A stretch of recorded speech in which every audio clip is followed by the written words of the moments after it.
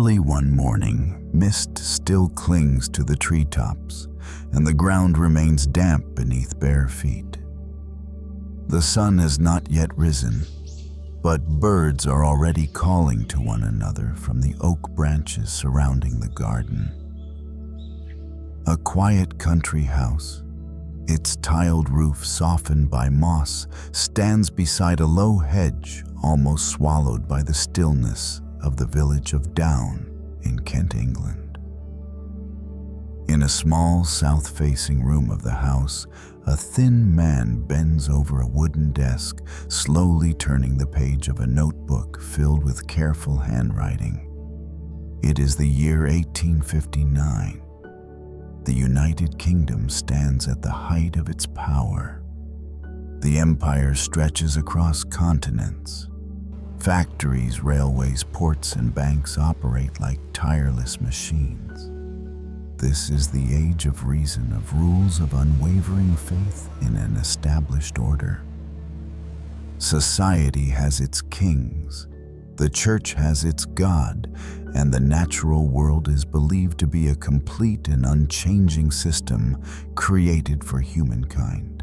Yet inside this house, amid a quiet garden and familiar walking paths, a manuscript is about to be sent to the printer.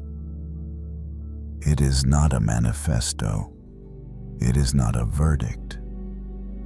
But it is something that will quietly overturn the way humans see themselves. The book carries no gunfire, no divine decree.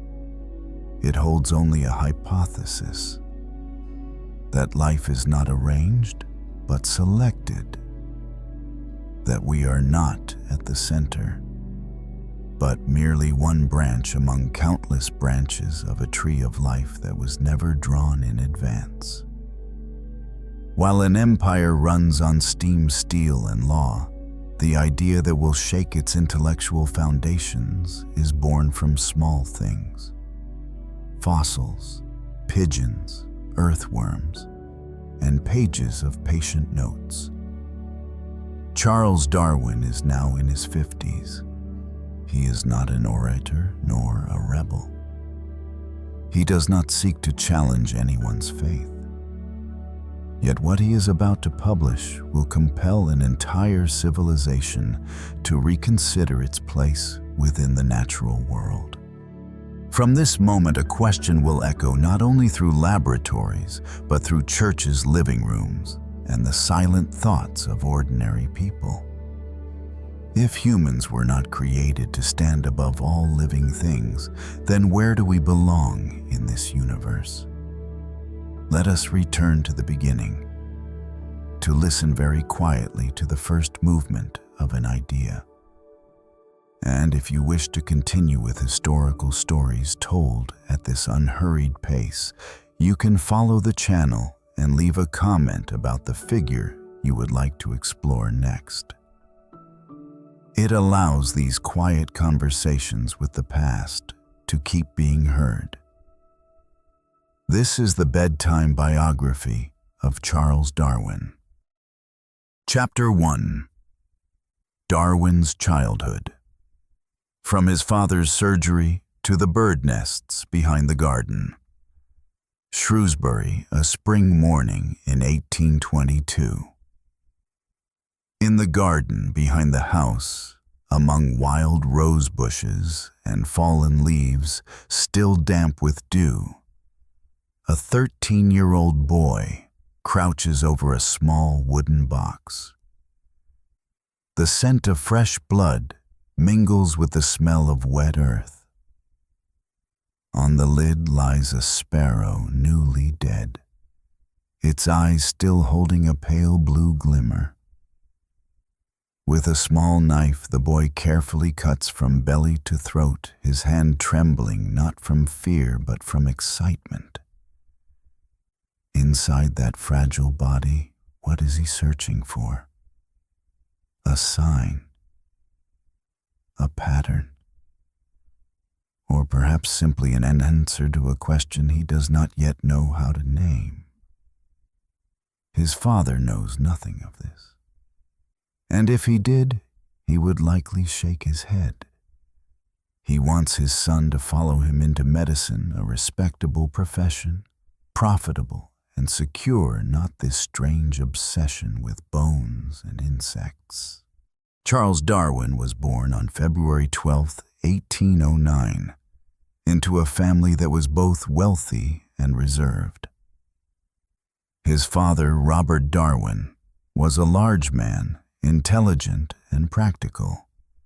A physician who treated the entire town, knew every family's secrets, and spoke only when necessary. Their house in Shrewsbury was spacious, built of red brick with thick oak-framed windows. In winter, smoke from his father's medical stove drifted through the corridors, the smells of iodine tinctures and human skin blending with the scent of pastries from the kitchen. Young Charles would retreat into a corner, not out of fear, but because he found it all deeply dull. He disliked medicine. He hated blood, the groans of patients the evenings when his father returned home, with cold hands and faint purple marks on his coat from probing veins. But he loved the garden. In May, that garden became a labyrinth of lilac blossoms, old roses, and honeybees. There, Charles set butterfly traps, collected insects, and kept crickets in jars, labeling each one with careful handwriting. Every jar held a story. Every flower felt like a doorway. Charles's mother, Susanna, died when he was 8. Her death arrived quietly, much like her life, without wailing or spectacle. Afterward, the kitchen grew still. The dining table lost the scent of pear tarts, and the whispered conversations faded. No one in the family spoke much about her, but Darwin remembered. He remembered the way one remembers early morning light falling across a kitchen table. The loss did not cry out, but seeped inward like roots beneath the soil, unseen, yet altering everything. Perhaps because of this, he began to notice absence. A bird gone from its nest, a species of caterpillar that appeared one spring and never returned. And later a question would form. If something once existed and then vanished, who allowed that to happen? Charles was not an outstanding student. At Shrewsbury boarding school, he was criticized as a boy who cared only for hunting and wandering in the dirt. He loved things with scent. Gunpowder, burnt wood, damp leaves, and especially the smell of moss after rain, which convinced him that the world was alive even in its smallest corners. He and his older brother Erasmus once turned a shed into a makeshift laboratory, making explosives, mixing acids, and blowing out a window. One failed experiment burned his brother's hand, but Charles laughed not at the injury, but because it felt real. In a world where his father trusted numbers and clergymen trusted scripture, Darwin began to trust sensation. The feeling of an earthworm curling in his palm. The patience of waiting an hour just to watch a cuckoo eat another bird's eggs. These moments held no formal logic, yet they carried something unmistakably true. Darwin was not entirely alone. He had an ally, his sister Caroline. She slipped extra biscuits into his coat pocket, copied his insect notes by hand so they would be preserved. Gentle and quiet, she had a habit of closing her eyes whenever string music played. She never asked why Charles spent entire afternoons spying on a mouse nest. She simply let him be. One summer day when Charles was 15, the two siblings walked out to the fields near the River Severn. Along the grassy bank, ladybirds were everywhere, coupling in clusters. Caroline asked suddenly, almost in a whisper, whether God created each one individually, or whether he created laws and let them turn on their own. Charles said nothing.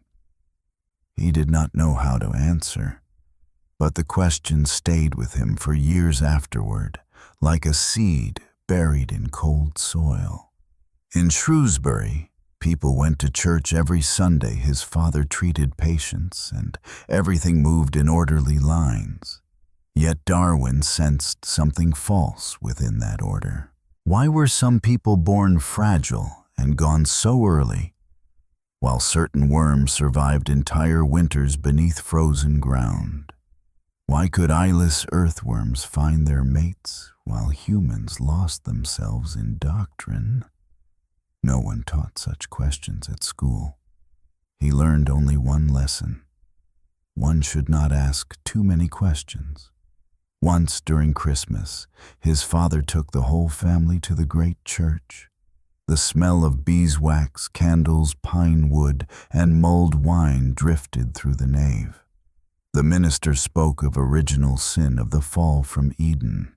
But Charles, gazing at the stained glass windows, depicting God creating the world, thought only of the butterflies he had once caught, some with uneven wings, yet still able to fly. His world was not black and white, not heaven or hell. It was full of pollen dust, dry leaves, and the faint rasp of nocturnal insects. A world no one seemed to notice, yet more alive than anything proclaimed from the wooden pulpit. By 16, he began to keep notes quietly in secret. A small leather notebook, dark brown, always hidden beneath his coat. Inside there was no poetry, no prayers. Only lines like moths eat pine needles, but avoid mint leaves, or earthworms surface after rain, but not on frosty mornings. Observations no one needed, yet to him they seemed to say something. Something small, but true. There were winter nights when Charles could not sleep. He would rise from bed, pull on a wool sweater, and walk barefoot into the back garden. Frost lay thin across cabbage leaves and the wooden roof of the stable. He waited for no one, searched for nothing in particular. He simply stood there, listening to the earth breathe, feeling time not as the ticking of a clock, but as cold slowly seeping into his feet, unseen, yet certain. And somewhere in the owl's cry, in the slanted flight of a bat, in a spider's web, heavy with frost, Darwin began to sense that the world did not slow down to wait for humans to understand it. It moved on quietly in its own ways, which he did not yet know how to name. He only knew that he wanted to understand it, in his own way. With fingers stained by mud and a heart not yet shaped by sermons. One day his father summoned him to the sitting room, where an old Persian rug lay beneath a pendulum clock ticking steadily. "Charles, you will study medicine in Edinburgh," he said. "There will be no discussion." And so the boy who dissected birds behind the house was sent to learn how to cut into human bodies. But in the cold gray lecture halls, thick with the smell of ether blood and hoarse screams from surgeries without anesthesia, Darwin wanted only to flee. He felt he learned nothing from a body that was slowly dying. Edinburgh was not a school to him, but a prison, a place where he grew quieter, more distant from his father's hopes. He skipped lectures, walked the shoreline, collected fossils, and observed marine life. He found life not in human organs, but in moss clinging to rocks, in starfish, in nameless creatures left behind by the tide. After 2 years, he abandoned medicine. A failure his father called shameful. Yet instead of anger, his father proposed another path: to become a clergyman, to preach in a small parish. A respectable, safe profession without blood. Darwin nodded. Not because he believed, but because he wanted peace. And so the young man who once held a knife over insects, who fainted before a human operation, was about to enter theological school to study God. What he did not know was this: it would be there among the pages of scripture and sermons on perfect design that he would begin to see the opposite. Chapter 2: Darwin and his early faith. When God lived within nature. Cambridge, 1828. The ancient city rests in the pale gray of limestone and late winter light. Pointed spires rise like hands pressed together in prayer. Church bells carry through cobbled streets and drift down to the river Cam, where wild ducks glide in quiet lines as silent as an unbroken stream of thought. Charles Darwin, 19 years old, arrives at Christ's College not to become a scientist, but to train as an Anglican clergyman. The decision is not born of faith, but of quiet acceptance. He needs a respectable place to settle. His father needs a reason not to be disappointed again. Christ's College is not loud. Its buildings form a neat rectangle with gravel spread across the courtyard and ivy climbing the walls. Here young gentlemen play cricket, read Latin, and debate philosophy. Charles, awkward in the core subjects, finds himself drawn instead to the margins, the geometry of nature, the order hidden in leaves, the symmetry of flowers. On a misted afternoon, he is introduced to a professor of botany, a man who looks every bit the clergyman. He's reserved, thoughtful, and precise. People joke that Darwin follows him like a shadow. The professor does not push him away. He recognizes something rare in the young student: a patience for looking without judgment. They walk together through meadows south of the city, along ditches thick with lichen and moss. In the cold wind carrying the scent of wet grass and wood ash from nearby cottages, Darwin sits for hours watching how a patch of moss slowly spreads along the edge of a stone. No one teaches him this in lectures. The professor does not explain much either. He tells him to record, to compare, and to remain still. This is the period when Darwin begins reading William Paley. Natural theology lies beside the bed of every theology student of the time. Paley believes the world is a watch, intricate and precise, incapable of assembling itself. If you find a watch lying in a field, you know someone made it. Living beings, Paley argues, are the same. Too perfect to be accidental, too complex to lack a designer. Darwin, then, is fully convinced. Paley's arguments are sharp as a scalpel, yet they do not make him nauseous like the anatomy halls once did. He memorizes chapters, fills the margins with notes, and believes nature to be a grand symphony, with God as its unseen conductor. Then one day, while walking alone in the fields, he encounters something that unsettles him. A parasitic wasp is slowly laying its eggs inside the living body of a caterpillar. The caterpillar thrashes, but cannot escape. Darwin stands frozen. The scene lasts less than a minute, yet it follows him for weeks. If God designed a perfect watch, why allow a mechanism so cruel? Paley writes nothing of suffering. No one lectures on the morality of nature. God, if he truly designed everything, seems also to permit cruelty to unfold in silence. The question does not strip Darwin of his faith. Not yet, but it makes him quieter. When classmates debate punishment in the Old Testament, he sits turning his notebook between his fingers, sketching a ladybird feeding on eggs. When the chapel tutor speaks of divine love, Darwin finds himself thinking of a bat catching a fledgling against the fading light of dusk. Even so, he holds on to a belief that one might believe in God and still learn to understand nature through laws. In the way one can love a father even while disagreeing with what the father does.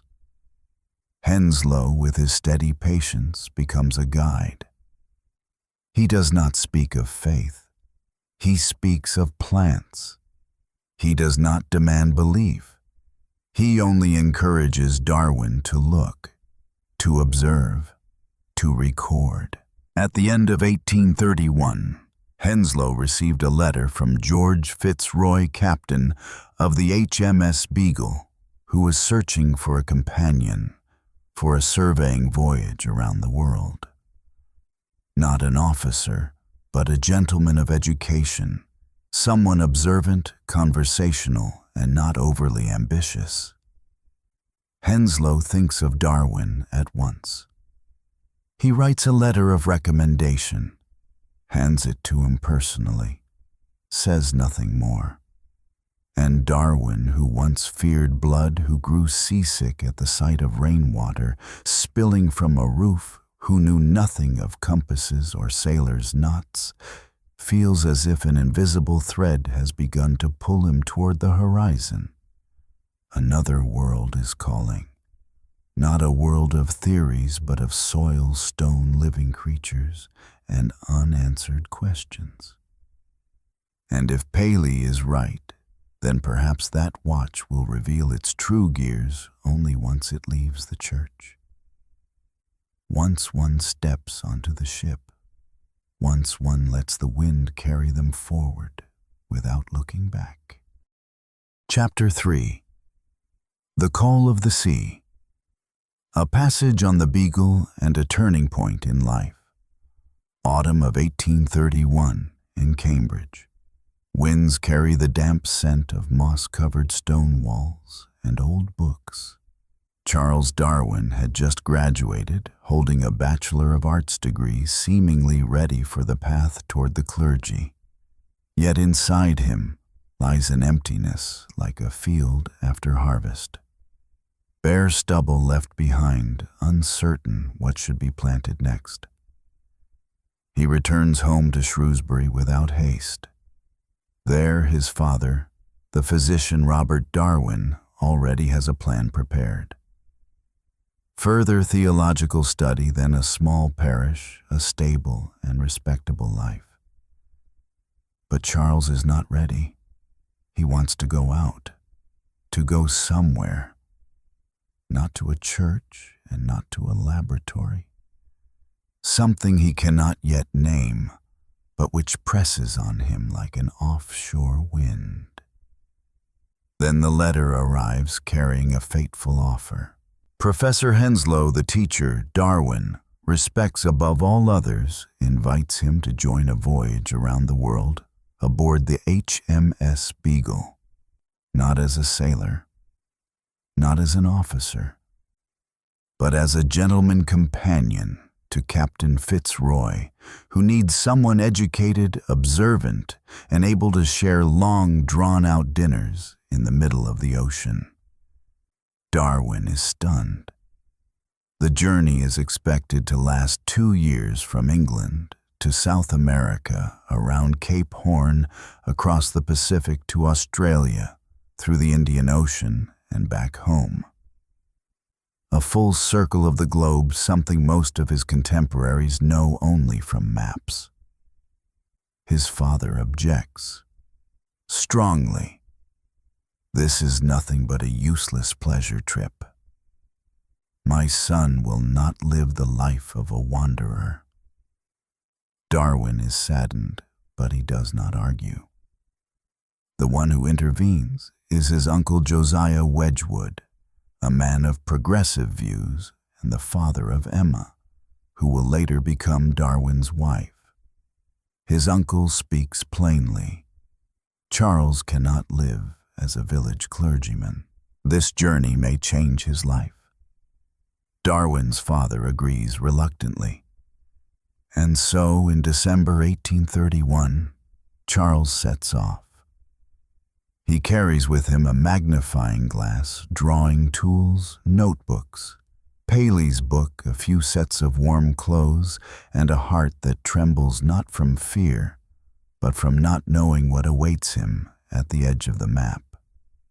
The HMS Beagle is not a large ship. Less than 30 meters long, low in the water, easily tossed by waves. From the moment Darwin steps aboard, he is seasick. In the early days, he vomits constantly, able only to curl up in the narrow cabin, thick with the smell of salted fish tar oil and dampness from the cargo hold. Each time the ship tilts, ink splashes across paper bowls, slide off tables, and sleep becomes a rare luxury.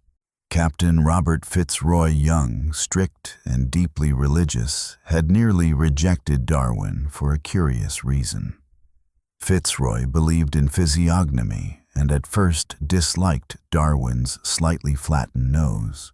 Yet over time, the two men come to respect one another, even as they keep their distance. Fitzroy believes in God without question. Darwin, meanwhile, is beginning to doubt. They make their first landfall at Tenerife, but out of fear of cholera, they are forbidden to go ashore. Darwin is disappointed. He had imagined palm forests, enormous butterflies. But when they reach South America, everything he once knew begins to tilt. Bahia, Rio de Janeiro, Montevideo, lands saturated with green and life. The Amazon rainforest feels like a disordered chord. Parrots, screaming monkeys, howling insects, buzzing like flying shot. Every step reveals a new creature. Every branch raises a question of design. And could God truly have expended such effort? Darwin becomes absorbed in observation, collecting, dissecting, recording. Strange beetles' fossils as large as wooden cabinets. On the coast of Argentina, he uncovers a fragment of Megatherium, a giant extinct mammal. The fossil lies in a layer of earth close to the surface, meaning the creature lived not so long ago. Then why did it vanish? If God created all living things, why allow them to perish? Darwin begins to record these doubts. He does not speak them aloud. He quietly writes them into his brown leather notebook. The lines tremble with the motion of the ship, but the thoughts grow ever clearer. There are nights when he does not sleep, not from seasickness, but from the storm inside his mind. Outside, the ocean pounds against the hull like a massive heart beating steadily. Each wave carries a thought. If species can disappear, then can they also change? And if they change by what laws one night? Darwin stands on deck gazing at the southern stars. Fitzroy is reading the Bible. Darwin does not break the silence, yet within him a door opens softly. Not to abandon faith, but to step into something broader, an order that does not require a divine hand to set it in motion, yet remains as beautiful as a hymn. The ship continues along the coast of South America. And Darwin, once a theology student who could not find his place, is slowly becoming someone who sees the world with entirely new eyes. Not to confirm what is already believed, but to ask why nature so often seems to contradict it. Chapter 4. South America and Giant Fossils. The first questions about extinction. One January morning in 1832, the HMS Beagle anchors off the southern coast of South America in Bahia Blanca, Argentina. The sky hangs heavy with salty mist. Sand mixed with salt seeps into boots, and the air carries a strange scent. The smell of freshly turned earth, the smell of sun baked into dried animal remains. Darwin steps onto the shore with his notebook and geological hammer. For the first time in his life, he sets foot on land that Western books have scarcely described in detail. This soil holds no churches, no philosophy, no scripture, only stone bone and time made solid. On one occasion, following local hunters pursuing armadillos, small armored creatures like living hedgehogs, Darwin stumbles upon a peculiar mass. When he lifts it, he realizes it is not stone at all, but bone. A fragment as large as an adult knee smeared with red earth. He begins to dig with his hands, with tools, and with complete silence.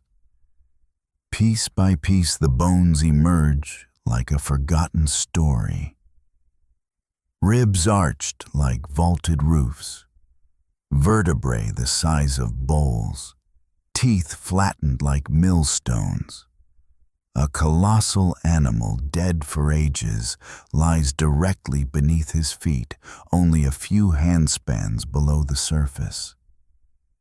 What stuns Darwin is not only the size, but the familiarity. The teeth, the joints. They resemble those of the small sloths still living in the forests of South America. Not identical, but not foreign. The locals call it a giant sloth. Later he learns its scientific name, Megatherium, a massive creature that once wandered the grasslands of this continent. But the question is not, what is this animal? It is, why is it no longer alive? For someone who has read Paley and believed in a perfectly designed world, such fossilized bones are a living paradox. If God created each creature, every species with its own purpose, why abandon one so large and powerful? Why should a being capable of tearing apart entire thickets be buried without a trace? And why did it disappear precisely where its smaller descendants still survive? Darwin records everything with care. He sketches every tooth, every groove in the bone. Back on the ship, he spends hours comparing his finds with anatomical books, discussing them with the crew, and above all, staring silently into the night sea as if searching for answers where no one has yet pointed the way. The journey carries him onward to Uruguay, then south into Patagonia. In every place he encounters the same question again. Fossils, so many of them. Creatures no longer alive. They do not match modern species, yet they are not entirely different. Some appear related to sloths, to guinea pigs, even to hippopotamuses. Near the Carcarañá River, Darwin discovers a strange domed bone structure. It resembles a turtle shell, but on an enormous scale. When he excavates it, he realizes it is the armored back of an ancient plated mammal. Glyptodon. A massive creature with a shell thick as iron armor. Nearby he comes upon an armadillo, a living animal. Smaller, more agile, yet clearly built on the same blueprint. He writes in his notebook, Glyptodon. Armadillo. A living fossil, but altered in size. Beneath layers of clay and sand, Darwin sees the past itself, a past unlike anything taught in church. Once, while examining a broken bone fragment, he hears chanting in the distance. A group of local people are performing rites for the dead with fire and percussion. Darwin keeps his distance, but the sounds draw his thoughts toward another ritual. The ritual of the earth itself, burying and renewing, through stone, through bone, through time. He begins to sketch diagrams of the soil layers, sediment, ancient mud, fossils. Each layer feels like a stratum of memory. Nothing entirely new is created. Everything is inherited, layered, changed. And among the dirt-stained pages of his notebook, a new thought begins to take shape, still vague, without words, but present, like a seed beneath fallen leaves. One night Darwin wakes to the sound of waves striking the hull. The sea is rough. Bottles containing bone specimens roll across the floor. In the howling wind, he sits up, opens his notebook, and writes. Perhaps not everything was created at the same time. Perhaps the world moves through loss and succession. The next morning, when the weather calms, he walks alone along the shore. On a beach scattered with broken shells, he picks up a fossilized sea urchin spine. The sun rises over the Atlantic horizon. No one is nearby. Only bird calls and the scent of seaweed. It is the first time Darwin feels no fear in the face of disappearance. No longer a deviation from perfect design, but evidence of a new principle. A principle no one has taught him, and one he does not yet dare to name. But he knows this. Every fossil he lifts is a whisper from the past, asking to reclaim its place among the living world. And from here on, his journey is no longer that of a learned gentleman traveling abroad. It is the journey of someone listening to the earth. Chapter 5. The Andes tell their story. Strata and the traces of deep time. One afternoon in March 1834, the HMS Beagle drops anchor near Valparaiso, Chile. The sky hangs low. Its light filtered through pale ash-colored mountain mist, making the distant Andes appear like a fading dream. Darwin steps onto the rocky shore carrying a compass, geological maps, and a thick leather notebook filled with observations from the past weeks. South America in the 1830s is in the midst of a violent transition. After independence from Spain, countries like Chile and Argentina are no longer under the authority of European crowns or churches.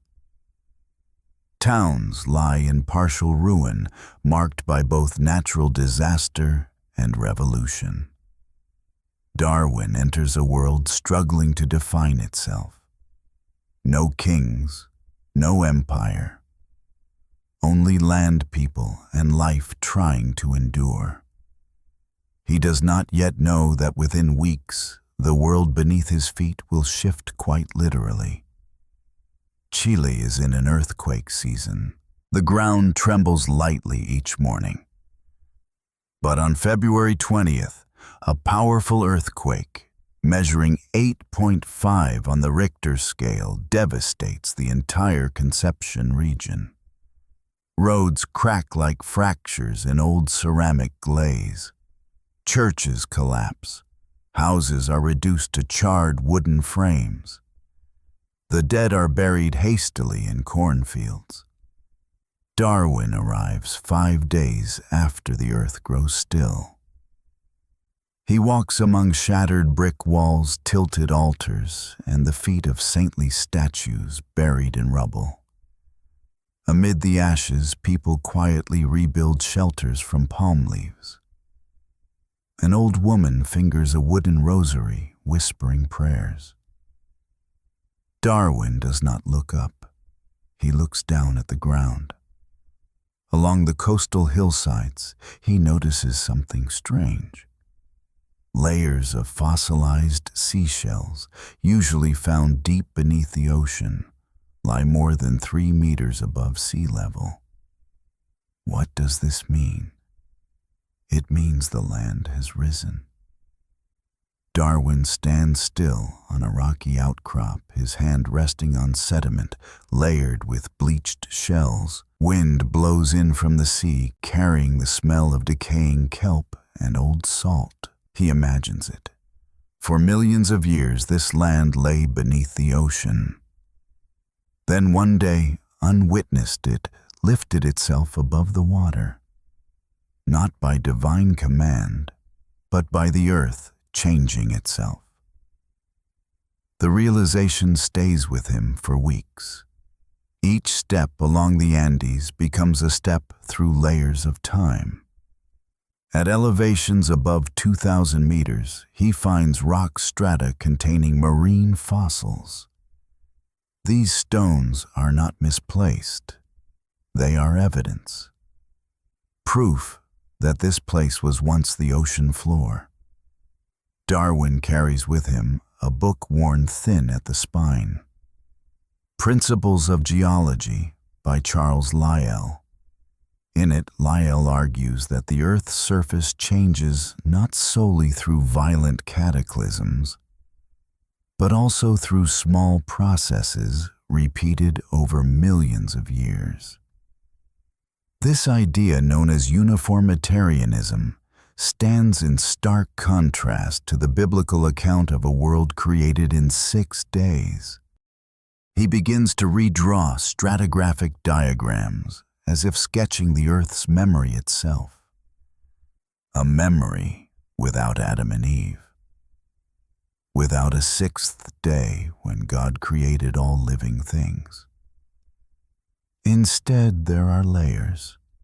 Sedimentary rock, volcanoes, fossils, fault lines. A universe shaped by collision, collapse, and renewal. Once, while climbing at an altitude of 3,000 meters, Darwin became dizzy from the lack of oxygen. He drops onto a rock, heart racing, ears ringing, as if wind were roaring inside his head. Then he looks up.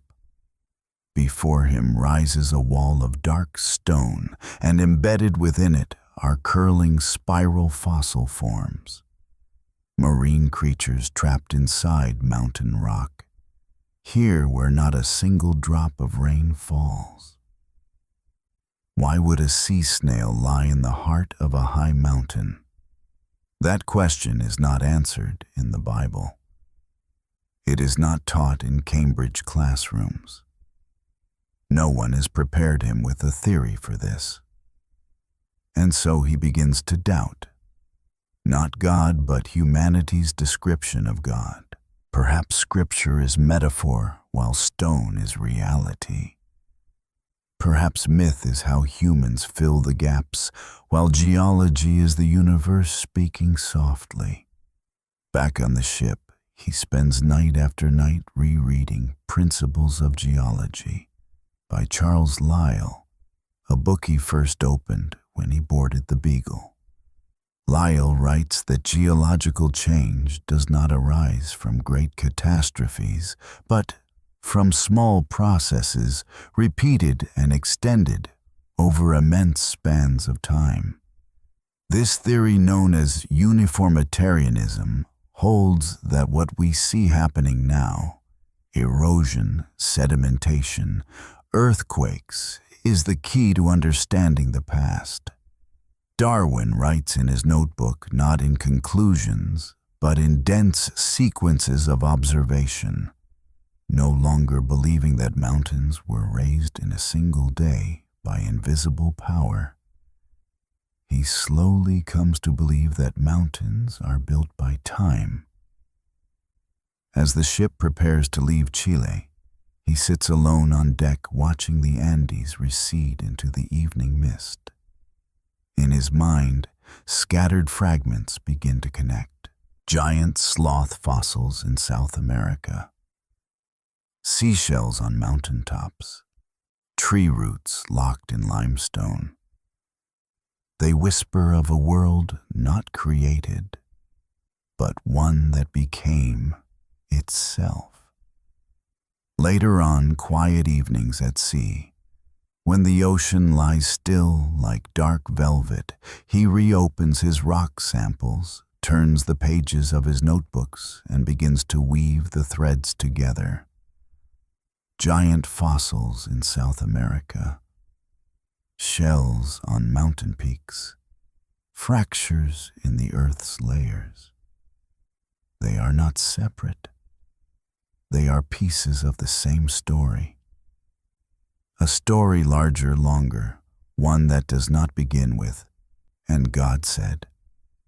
By late spring, Darwin leaves the Andes with hands cracked by cold wind, a notebook thickened by nearly 100 pages, and a new sensation.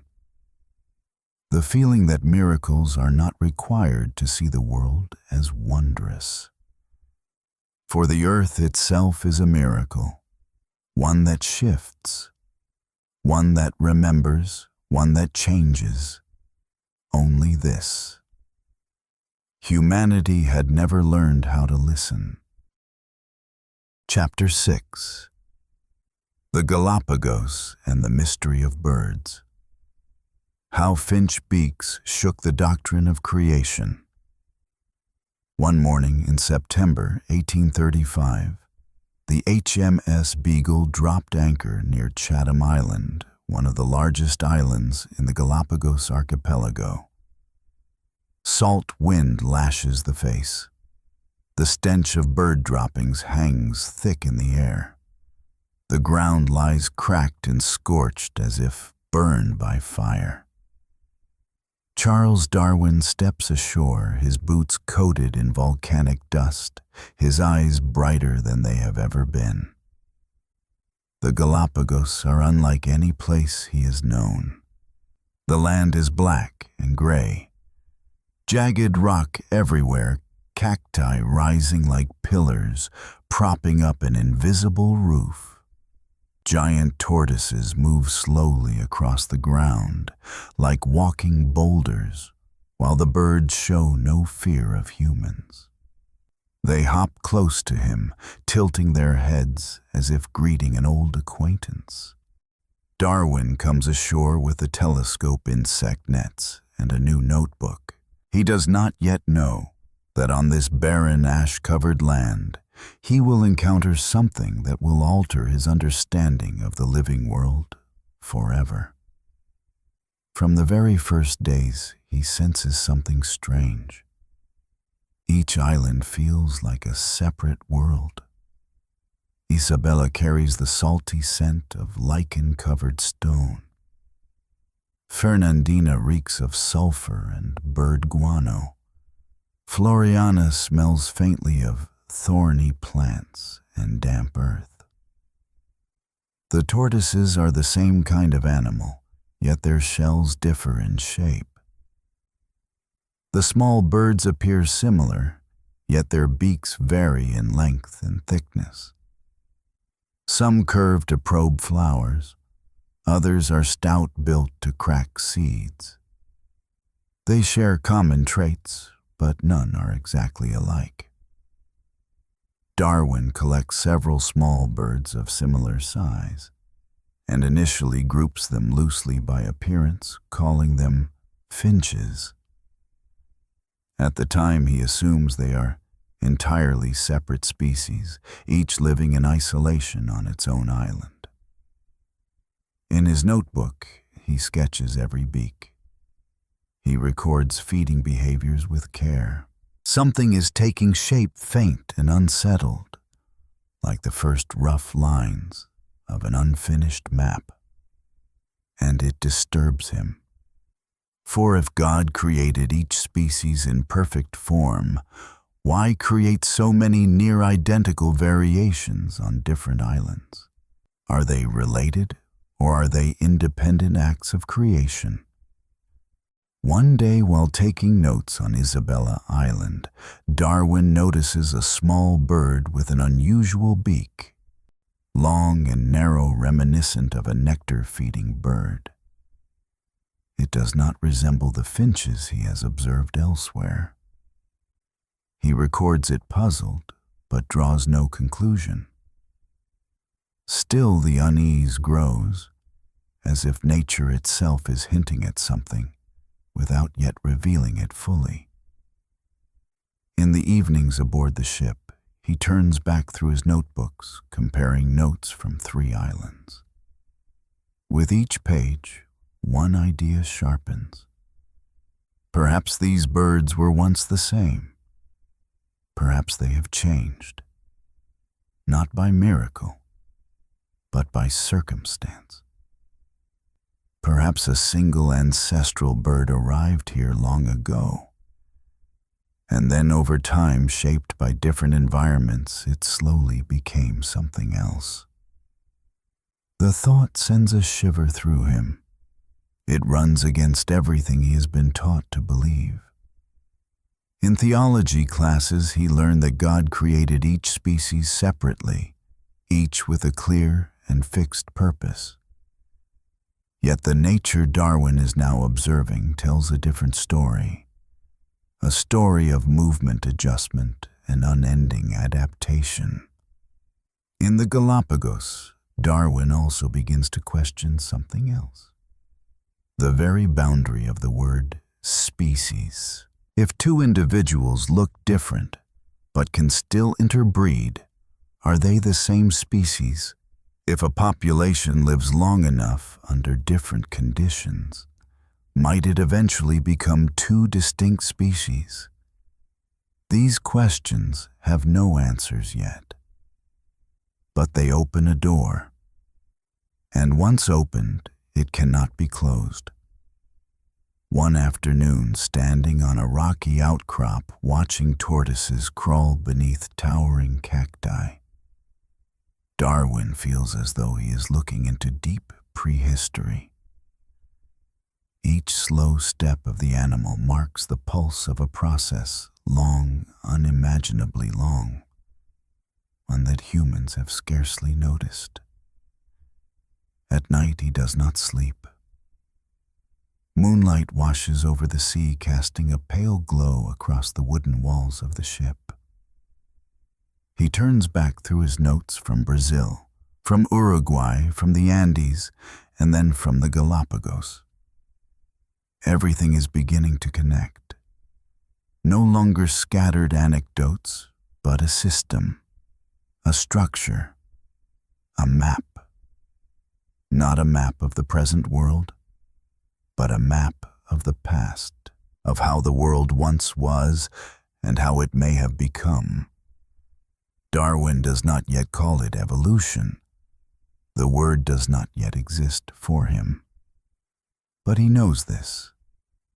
From this point on, he will never look at a bird the same way again. Every beak becomes a question, every variation a choice. And the Galápagos, with its dry stone, its finches, and giant tortoises, becomes the first place to reorder everything he once believed. Chapter 7. Illness at Sea.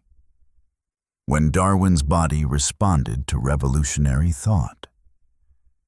In late September of 1836, after nearly 5 years adrift on the oceans, the HMS Beagle returned to England. London is overcast. A chill wind slips beneath collars. As the crew rejoice, embracing solid ground, Darwin steps onto the dock with a slender frame, a pale face, and his hand clenched tightly around a notebook worn soft at the edges. No one realizes this. While the outside world celebrates the return of a young naturalist, another storm is rising inside Darwin. Quiet, relentless, and it begins in his own body. The voyage of the Beagle leaves behind more than notes, fossils, and questions about the transformation of species. It also leaves a shadow. Illness. As early as late 1835, while the ship was still anchored near Tahiti, Darwin began to experience strange symptoms. Whenever he concentrates on a new specimen, a new hypothesis, a sharp pain strikes his chest. His heart races, cold sweat breaks out. Sometimes nausea overwhelms him without warning. At first he assumes it is seasickness, exhaustion, or the climate. But after every advance in thought, the pain returns. As if his body is resisting the very questions his mind insists on pursuing. After landing at Falmouth, Darwin rests for several weeks in Shrewsbury. His father, Robert Darwin, a physician known for diagnosing patients at a glance, cannot name the illness. He offers only one piece of advice. You should avoid thinking too much. But Darwin cannot. The questions from the Galápagos, from the Andes, from the giant fossils he collected, continue to circle his mind. He tries to write, but the more he writes, the worse the headaches become. Some nights he vomits uncontrollably, drenched in sweat, his pulse erratic. His sister Caroline calls for doctors, but none can identify a clear cause. The symptoms slowly become chronic.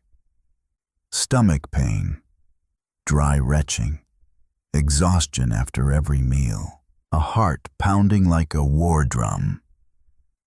Physicians suggest digestive trouble or a weak nervous system. Vague diagnoses for what medicine of the time cannot explain. Could it be that the very ideas forming within him, ideas that run against religious belief, social order, and his education, are being rejected by his body?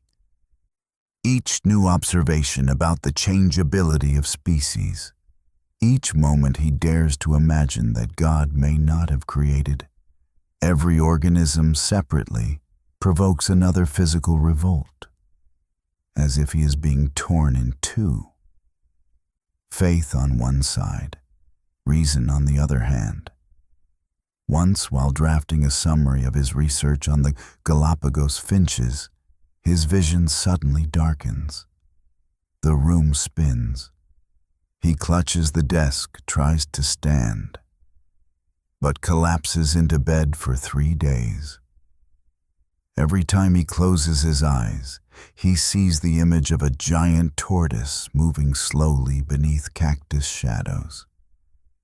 slow as change itself, and just as unstoppable. Darwin begins to doubt himself. He does not put it into explicit words, but the hesitation. The thinning of his notes reveals how difficult this new idea is to accept even for him. He tries everything, changing his diet, taking herbal remedies, avoiding scientific reading at night. Yet the symptoms return without pattern, appearing only when he feels himself drawing closer to a larger idea. By early 1837, after moving to London and beginning to mix with scientific circles, the pressure intensified. John Gould confirms that Darwin's finches are not separate species at all, but variations, evidence pointing toward evolution. And yet each time Darwin attempts to gather his thoughts into a coherent system, the pain strikes again, like a warning. Few people at the time realized this. The man who would later transform all of modern biology writes the earliest foundations of evolutionary theory while caught in the grip of illness and depression. He stops mid-sentence, steps out onto a balcony, gasping for air. At times, he grows dizzy in conversation and must lean against a wall. The illness follows Darwin for the rest of his life. Even today, historians and physicians still debate its cause. Was it Chagas disease contracted in South America, chronic anxiety, a disorder of the autonomic nervous system? Whatever the diagnosis, the truth remains. Darwin laid the groundwork for a theory that would shake humanity while constantly battling his own body. And perhaps, as many modern scholars suggest, the illness was not purely physical. It was the outward sign of an inner fracture, a wound to belief. A man who once trusted in nature's perfect design now had to imagine that perhaps there was no design at all, only variation, adaptation, selection, survival. Each time he wrote toward that truth, his body staggered as if on the verge of collapse. And perhaps this is what gives his legacy, on the origin of species, its deeper weight, not merely a scientific theory, but living proof of an inner struggle. A place where reason pushes through pain, where truth is born, not from revelation, but from sweat, nausea, and hundreds of sleepless nights. Chapter 8. Return to England. A silent naturalist. Amid a storm of knowledge. London, late 1836. A city of fog and hoofbeats, where coal smoke mingles with the smell of morning toast. An ordinary day begins like any other. But for Charles Darwin, it marks the start of an entirely different life. He has returned from the world, a world of jungles and volcanoes, strange birds and giant fossils, a world without pulpits or blackboards, only raw nature and questions that took root in bone and marrow. Now amid the crowded streets, Darwin is suddenly famous. Newspapers call him the most promising naturalist in England. Learned societies invite him to speak. Admirers pass around sketches of exotic birds he brought back from the Galápagos. Invitations, praise. A laurel wreath was waiting for him to step forward. But he refuses the podium. Instead of a public debut, Darwin withdraws quietly into shadow. He rents a small house in London on Great Marlborough Street, close to the center, yet quiet enough. There he spends most of his time in a study with dusted windows and a wooden desk piled high with notebooks, rocks, bones, shells, and pages dense with handwritten notes. Each day he works almost alone, sorting fossils, cross-checking journals, corresponding with specialists by letter. But the more he reads and arranges, the clearer it becomes that the pieces can no longer sit within the old frame. One early spring afternoon, sunlight passes through the window and falls across a drawing of a Galápagos finch beak he has left open. Every curve, every variation seems to whisper, something is waiting to be named. Darwin begins to write. Not to publish, not to lecture, simply to write. The leather notebooks grow thicker by the day. Inside them, he sketches diagrams, makes notes, asks questions, and then argues against himself. Not a theory yet, but a dense fog. And he knows that within it, a principle is slowly taking shape. Could one species become another? Could small differences over long stretches of time produce great change? And if so, who is doing the selecting? These are not easy questions to commit to paper, because Darwin knows that if they are true, they do more than change biology. They change their beliefs about God, about purpose, about meaning. He once believed in perfect design, that every species was created with a clear intention. But now, the very evidence he himself gathered from seashells atop the Andes to finch beaks in the Galápagos points toward a different truth. Nature is not fixed. It shifts. It selects. And it seems to operate by its own internal laws without the need for direct intervention in each species. Even so, Darwin did not publish.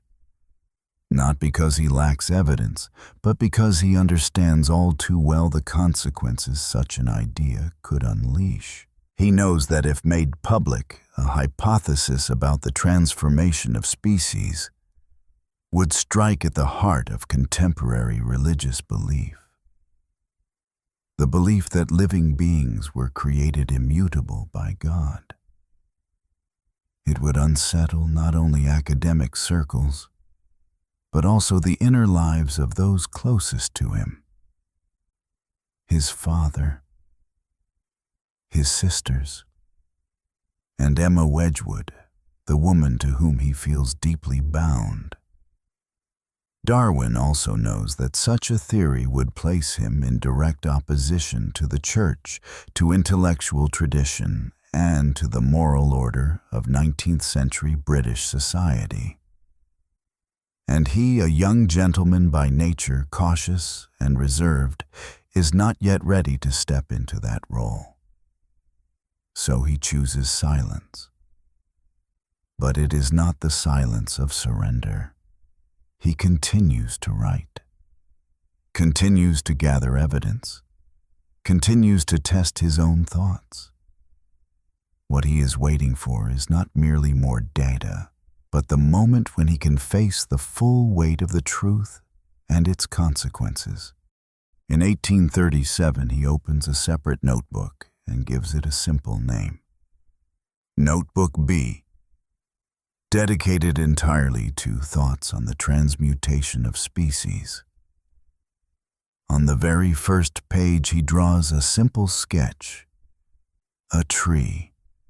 Thick branches, thin branches, splitting, rejoining. Beneath the drawing, he writes 3 words.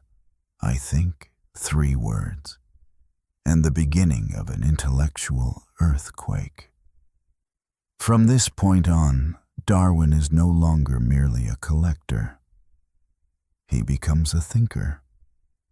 no longer bound by old frameworks, no longer guided by inherited belief, but by evidence, by observation, and by an intuition that nature does not require miracles to be wondrous. In that small room amid London fog and the steady ticking of a pendulum clock, an idea is quietly growing, like a seed germinating underground, unseen, unknown. And Charles Darwin, the silent naturalist in the midst of a storm of knowledge, is still not ready to speak. Not because he is uncertain, but because he knows this. Once he does, the world will never be the same again. Chapter 9. Experiments with Pigeons, where the idea of natural selection is born. A wooden cage hanging in the corner of the garden at Down House sways gently. A white pigeon flutters out its wings, beating softly as if even the air is cautious. Charles Darwin stands a few steps away, one hand gripping his notebook, his eyes tracking every movement. This is no longer the pastime of a gentleman breeding birds for pleasure. For Darwin, this is a living laboratory. Every feather, every shade of beak, every habit of this seemingly familiar bird is data material he needs to test a hypothesis that is becoming steadily clearer. After returning from the voyage of the Beagle, Darwin no longer roamed. He settles at Down House, a quiet rural home nearly 20 miles from London. Here he continues to probe the central question of his life. If species are not fixed, then what causes them to change? In 1839, he marries Emma Wedgwood, his gentle and intelligent cousin, a devout Christian. Their marriage is calm and affectionate, yet it places Darwin within a delicate inner landscape where family life is bound to traditional faith, while his scientific thoughts keep opening doors to unsettling questions. Around him, Victorian Britain is entering the age of steam engines and grand exhibitions. Science is admired, but only when it remains loyal to inherited belief. Academic institutions are still closely tied to the church, and any hypothesis that weakens the role of the creator is easily branded heretical. So Darwin chooses discretion. He buries himself in research that appears harmless. Geology, coral reefs, fossils, and pigeons. He chooses pigeons deliberately. These birds have been bred by humans for centuries. From a single wild ancestor, Columba livia, people have produced countless varieties. Curved beaks and straight beaks, long necks and short necks, drooping feathers and upright plumes. They differ not only in appearance, but in habits, in calls, in the very way they fly. Darwin attends pigeon fanciers' meetings. He speaks with farmers, hunters, and breeders. He buys cages, fills notebooks, follows every pairing and every brood of chicks. Once he studies a crested pigeon with a small head, swollen neck, and short beak, then compares it to a noble Indian fantail, proud as a duke. How could such extreme variations arise from a single wild species shaped only by human hands? The answer, he realizes, lies in selection. Breeders choose the strongest, the most striking birds and allow them to mate. Gradually, across many generations, small traits become unmistakable differences. no miracle is required. Only time and selection repeated again and again. If humans can do this, could nature do the same? In his notes, Darwin begins to use a new phrase: natural selection. Nature without intention, without a visible hand, yet with living conditions, with hunger, with competition. And through these pressures, certain traits allow some individuals to survive and pass on what they carry. It is not beauty that is chosen, but suitability. Darwin writes that small variations, when accumulated across many generations, can lead to large differences between populations. He sees selection any process that allows certain variations to persist over time as the key factor in explaining biological diversity. The hypothesis gradually grows into a coherent framework. Not only birds, but Galápagos tortoises, South American fossils, and Andean strata all align with this new way of seeing. Yet the clearer it becomes, the quieter he grows. Darwin publishes nothing. The 1840s pass in silence. He writes, deletes, revises, and sends letters to Lyell and to Hooker, his closest confidants. But no one truly knows that he is nurturing a theory capable of shaking the foundations of Western theology.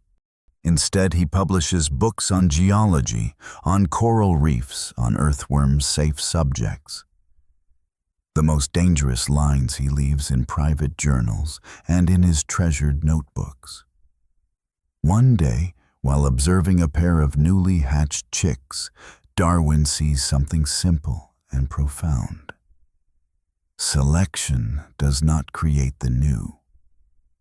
It preserves what fits. Nature does not invent like an artist. It filters, it retains, it discards. And within that cold economy, nature has produced all the richness humanity has ever known. Darwin closes his notebook and steps into the garden where pigeons pass overhead like soft brushstrokes across the sky.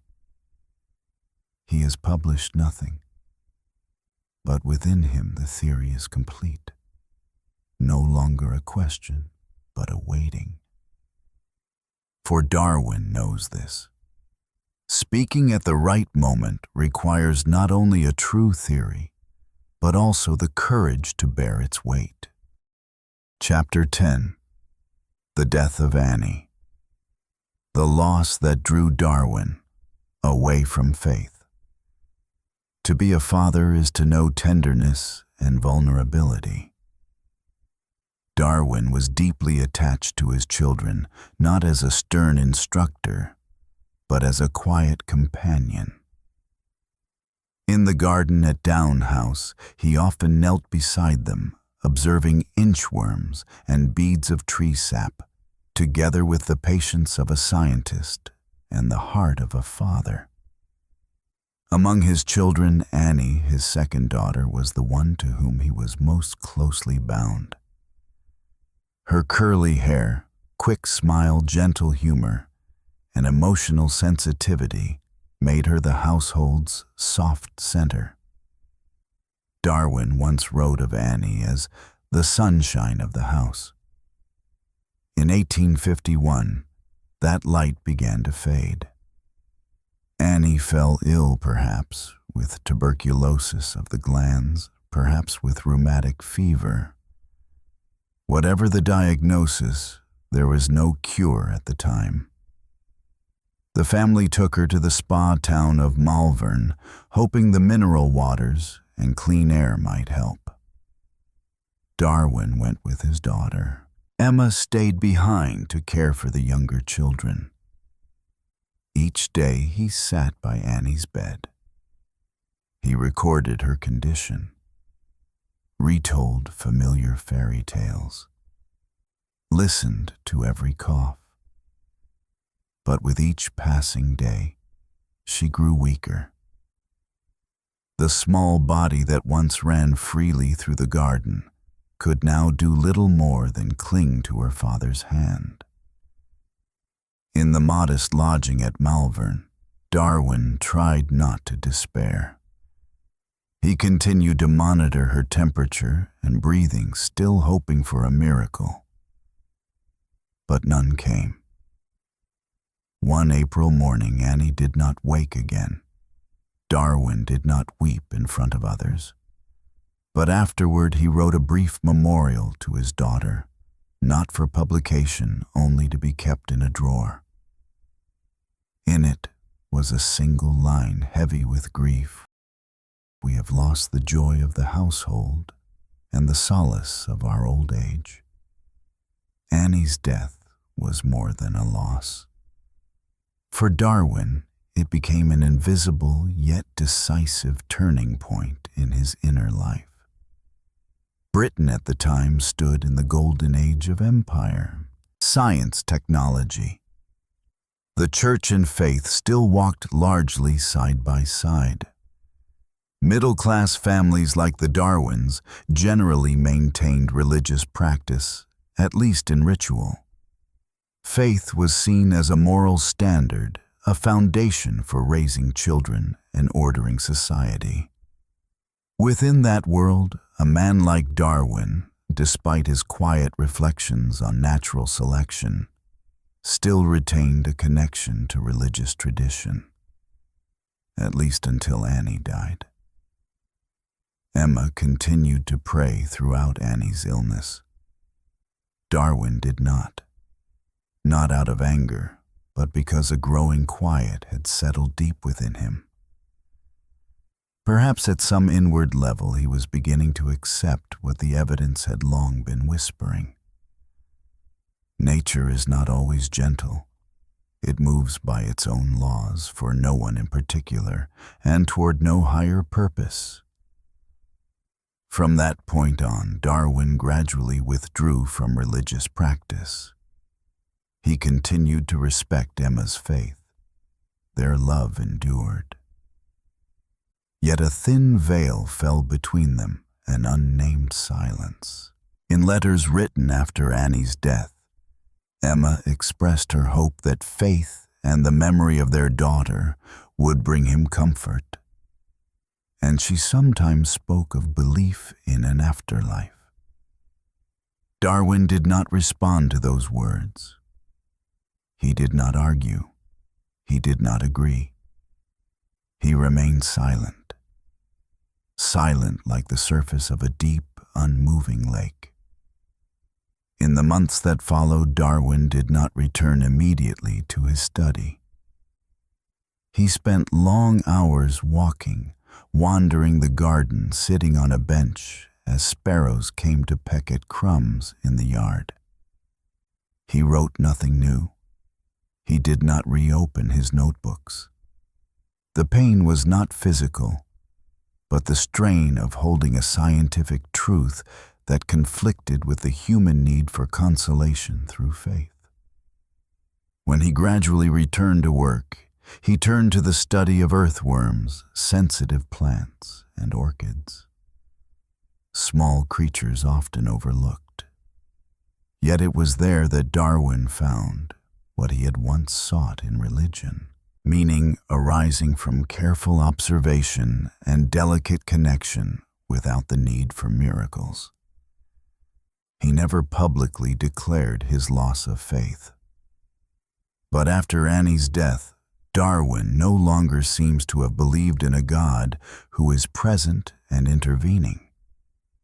Nature, seen through the lens of reason and experience, appeared to him as a neutral system, without morality, without purpose, yet governed by consistent laws and beautiful in its own way.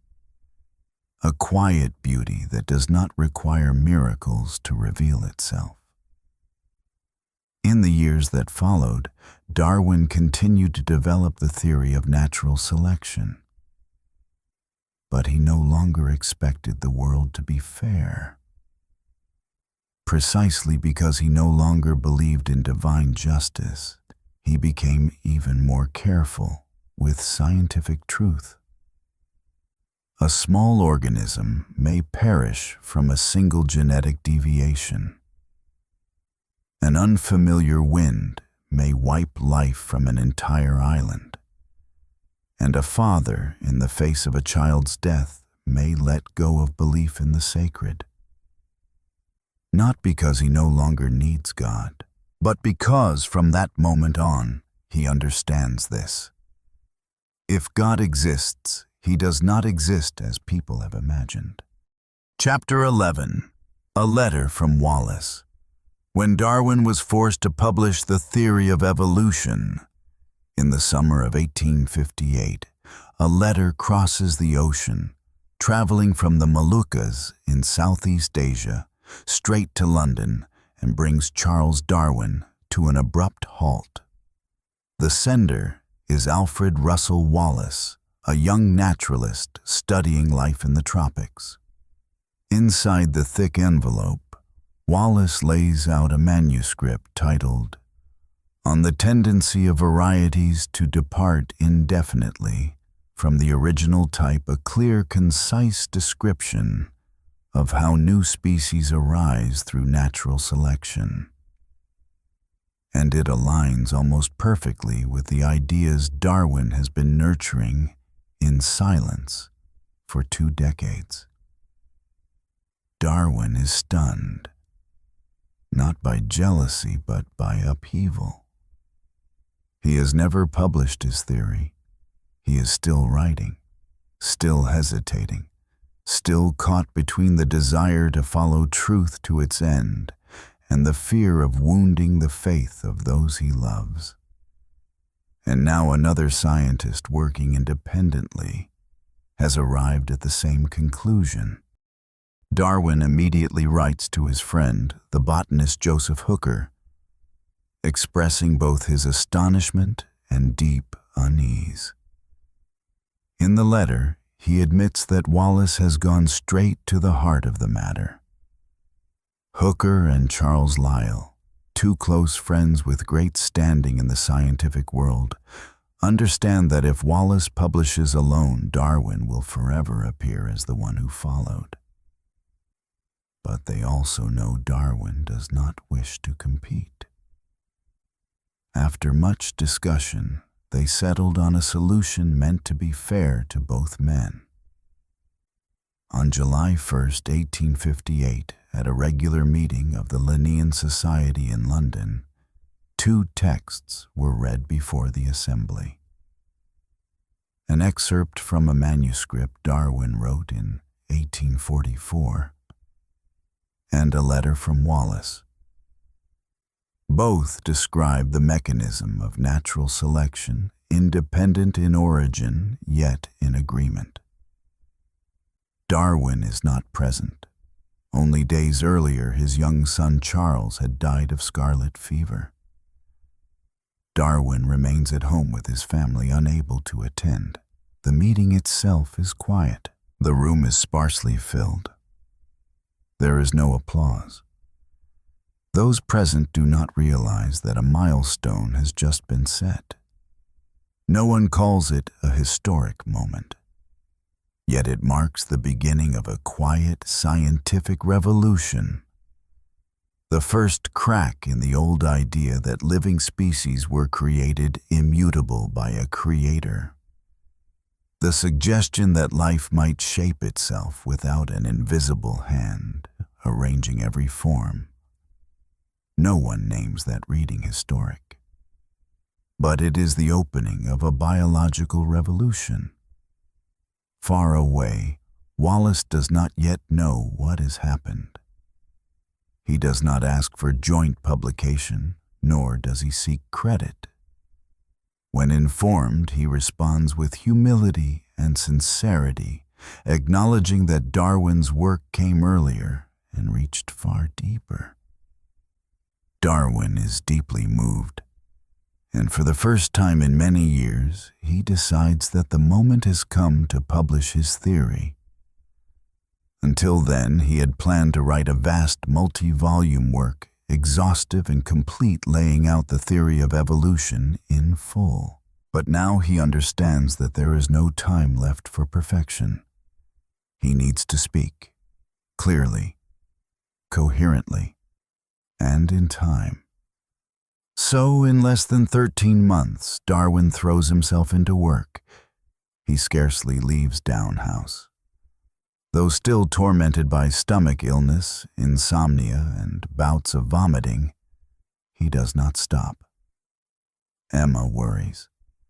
The children watch anxiously, and Darwin focuses only on the manuscript. The title of the book is long, almost like a declaration. On the origin of species by means of natural selection or the preservation of favored races in the struggle for life. This is not a philosophical treatise, not a polemic. It is a synthesis of hundreds of notes, observations, and experiments. From the voyage of the Beagle to the pigeon loft. From orchids to earthworms. A theory that requires no miracles, only time variation and selection. London in 1859 stands at the heart of a powerful empire, a place where science and theology both flourish, but rarely in harmony. In that setting, a gentleman once destined for the clergy is preparing to release a book that could shake the foundations of religious belief. Not through protest, but through evidence.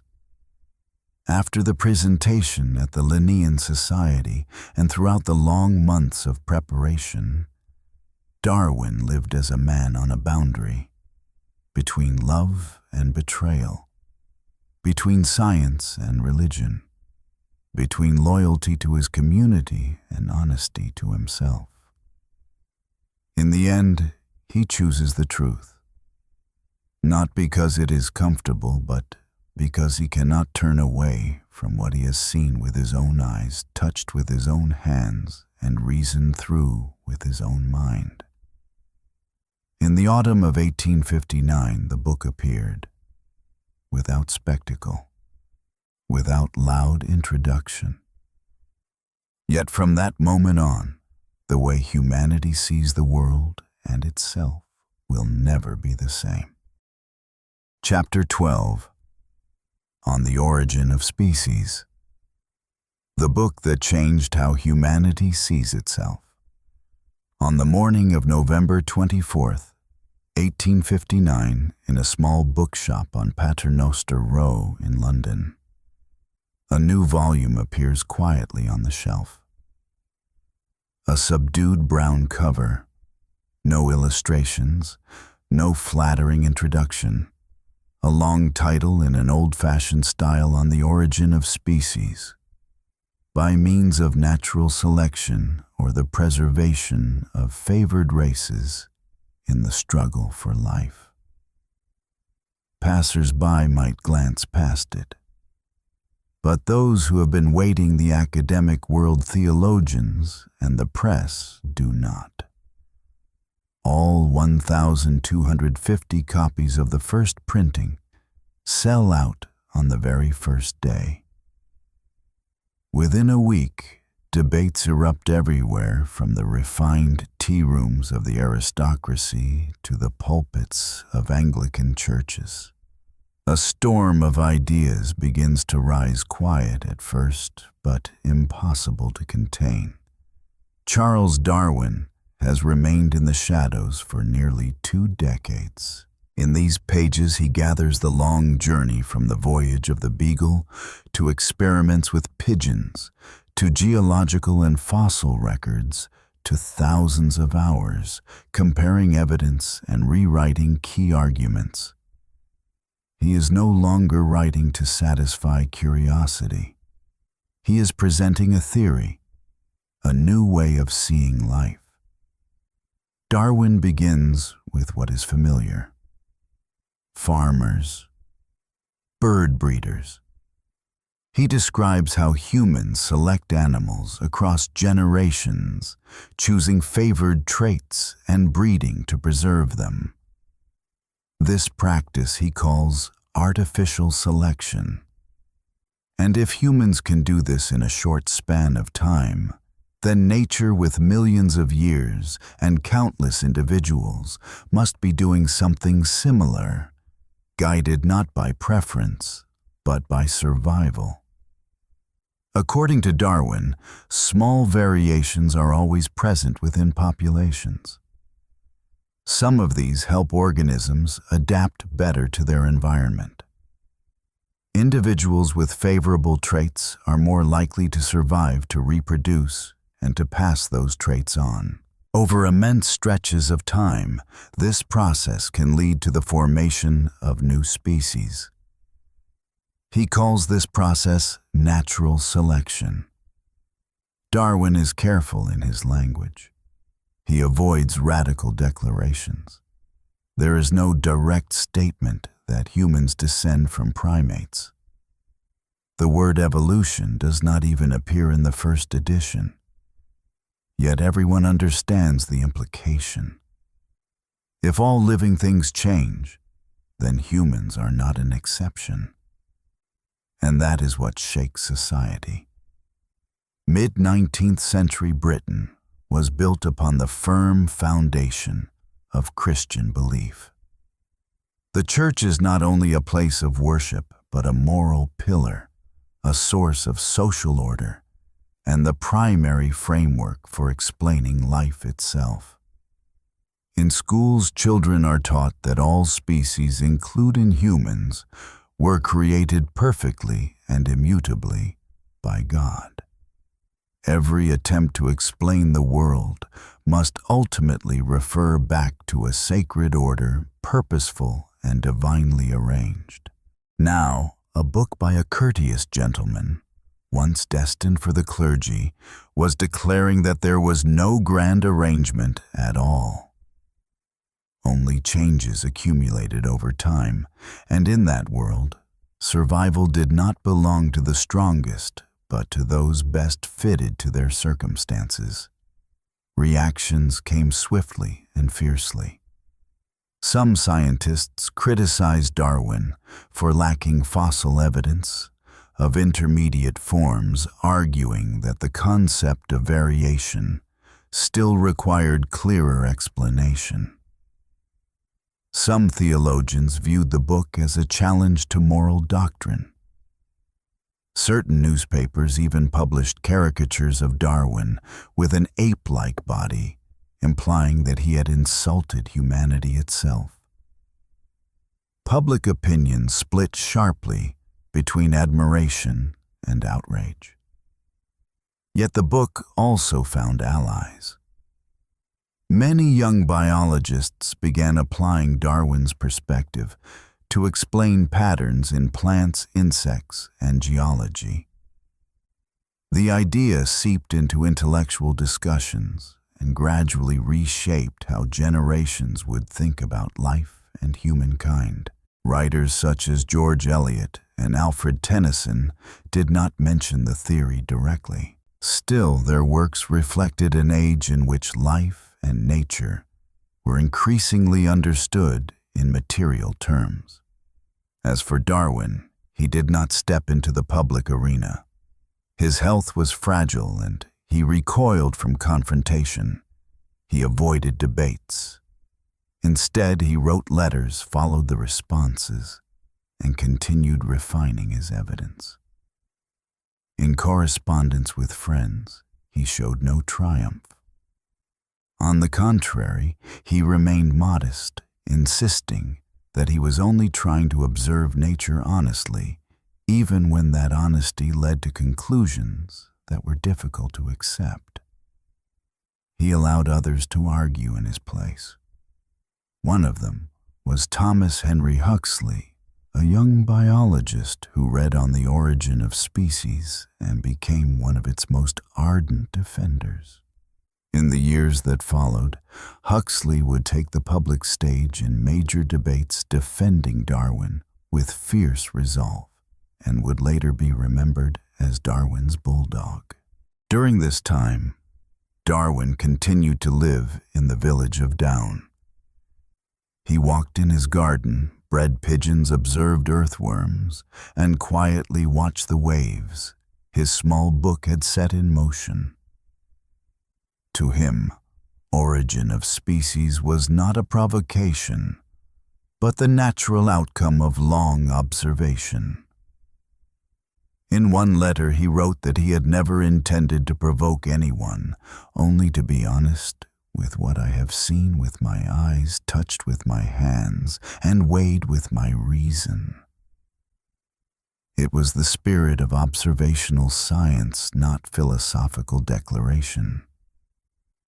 Still, he understood clearly that the book reached far beyond biology. It challenged an ancient intellectual foundation. It raised a question no one could easily answer. If life has no predetermined purpose, then where does meaning come from? Darwin did not claim to have the answer. But he had changed the question, and sometimes that matters more than the answer itself. By the end of that year, winter settled over the village of Down. Fruit trees stood bare. Sparrows tucked themselves into nests. Darwin still sat by the window letters, piling higher on his desk. But the air had changed. He was no longer a silent naturalist. He had become someone who rewrote the history of life through steady prose, patient reasoning, and without a single raised voice. From this point on, the world could no longer look at living beings through the old lens. Chapter 13. Debate and Silence. Darwin at home. Huxley speaks. The years following the publication of On the Origin of Species are not a crescendo of glory, but a decade of debate prolonged, bitter, and often unfair. Charles Darwin. Though the author of the book does not enter the battle, he remains in the village of Down, where roses bloom along the porch and earthworms continue to be his familiar subjects of study. But the intellectual world no longer holds its former quiet. That modest book, with its plain cover and unwieldy title, has posed a question that Western civilization must now face. If life arises through small variations and a process of selection unfolding over time, then where does God stand? And humanity, with its reason and morality, how is it different from other creatures? Or is it also the result of a chain of selection stretching back millions of years? British science divides into three camps: supporters, opponents, and the uncertain. Some biologists, such as Asa Gray in the United States and Joseph Dalton Hooker in England, quickly recognized the value of the theory, not only because it persuaded, but because it offered the possibility of unifying all of biology under a single principle. Opposing them is a substantial force. Clergymen, some physicians, and scientists committed to traditional fixed species views respond fiercely. The most famous of these confrontations is the Oxford debate of 1860 between Thomas Huxley and Bishop Samuel Wilberforce. While the debates outside grow ever more heated, Darwin remains at home studying insects. He does not see himself as a revolutionary. On the contrary, he avoids the word revolution. In his letters, he refers to his book as a long observation or hypothesis still in progress. He does not construct a theory to oppose anyone. He observes and sees things that the old models cannot explain. Finch Beaks, fossil forms, experiments with climbing plants and insects all speak to the same truth. Nature does not stand still. In the mid-1860s, Darwin published The Variation of Animals and Plants Under Domestication, continuing his examination of artificial selection. Then comes The Descent of Man in 1871, where he first raises the question, is humanity itself part of evolution? The answer, of course, is yes, yet his tone remains measured. He does not deny the moral or spiritual value of human beings. He places them within a broader context. We are a branch on the tree of life, evolved from a common ancestor shared with other primates. It sends shock waves. But this time Darwin is no longer alone. Over the course of a decade, a growing circle of supporters gathers around his ideas. Not only Huxley and Hooker, but younger figures as well. Ernst Haeckel in Germany, Alfred Russel Wallace in Southeast Asia, and dozens of biologists who began to see in Darwin's theory a guiding thread. The world does not change all at once, but the old certainties begin to crack. Universities gradually introduce evolution into their teaching. Natural history museums reorganize their collections. Scientific conferences no longer avoid the question of human origins. And slowly, it becomes clear that On the Origin of Species is not merely a book about biology.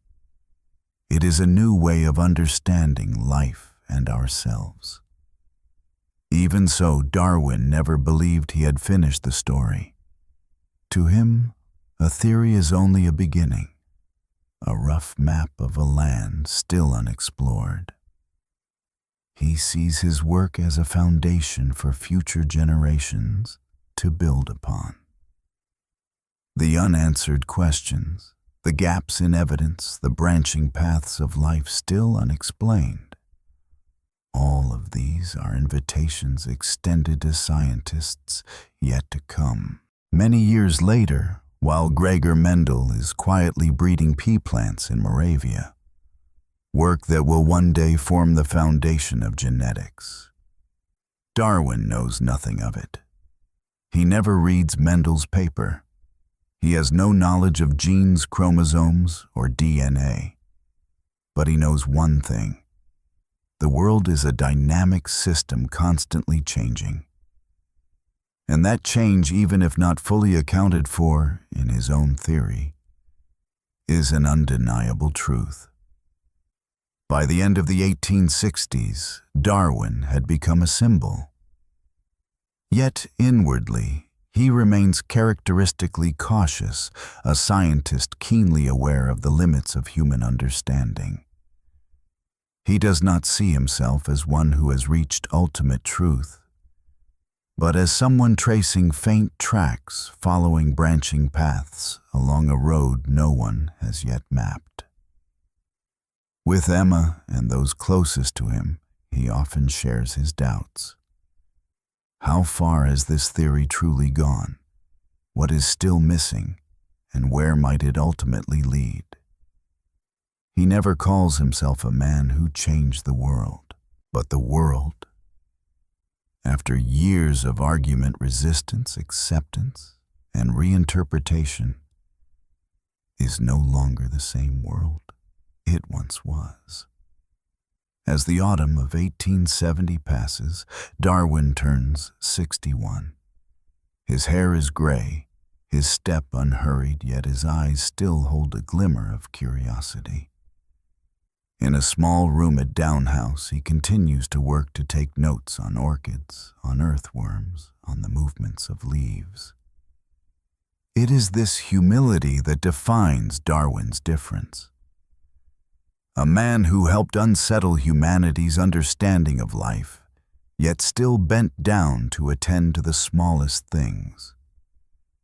To him, a worm inching across the soil deserves as much attention as a grand theory not to assert a final truth, but to keep asking questions. Chapter 14. Emma Darwin, Companion and Keeper of the Flame. The life of Charles Darwin is often told as a journey of reason, of notebooks, doubts, and theories. Yet woven through those years between fossils, insects, and densely written pages, there is a gentle presence without which the story would be incomplete. Emma Darwin. They were cousins raised in a liberal household where learning and music were cultivated like a second language. But Emma, with her dark hair, thoughtful eyes, and deep religious faith, was profoundly different from Darwin. When he proposed, she hesitated, not from a lack of love, but because of an invisible distance. Darwin was drifting further from religion, while she, a sincere and compassionate Christian, held firmly to belief in a benevolent God. Still, they married. In 1839, Charles and Emma settled at Down House, a quiet old home just outside London. There they raised 10 children, 3 of whom died young, tended the garden, and preserved a life free of display. At the heart of it all was a relationship grounded in respect. Emma was not only a wife and mother, she was Darwin's closest confidant. She read his manuscripts, corrected spelling, questioned ideas that wavered, and above all, helped him maintain balance amid intellectual storms. In many letters, Darwin wrote that without Emma, he could scarcely have sustained such long and demanding work. More than once, Emma spoke candidly of her concern that what Darwin was pursuing, if written and published, might lead people to lose their faith. She feared that his theories could undermine the moral values she and many others held dear. Yet instead of opposing him, she chose to listen. Instead of forbidding, she asked questions. Their marriage between science and faith did not break under tension. It lived through dialogue. Darwin, for his part, respected his wife's beliefs. He knew his work might cause her pain. Often he avoided deep religious discussion in her presence. When On the Origin of Species was published, he sent copies to friends and scholars for comment. And he always listened to Emma's responses, not as those of a critic, but as a necessary counterweight to reason. In 1851, when their beloved daughter Annie died at the age of 10, both parents were devastated. Emma continued to pray. Darwin, though he spoke little, seemed to withdraw further into contemplation about the nature of the world. He no longer found comfort in familiar prayers, but he did not openly oppose religion. He retreated instead into a private stillness where he sought the laws by which the universe operates without recourse to supernatural assumptions. There is no evidence that Darwin abandoned belief immediately after his daughter's death, but later correspondence shows that he gradually leaned toward an agnostic position, neither rejecting God outright nor remaining certain. Annie's death, combined with his deepening understanding of the indifferent nature of natural selection, made it difficult for him to reconcile a world filled with suffering with an all-powerful, wholly benevolent God. Even so, the difference between him and Emma never became a divide. They continued to live together, raise their children, read, and walk in the garden. Emma still went to church with the children.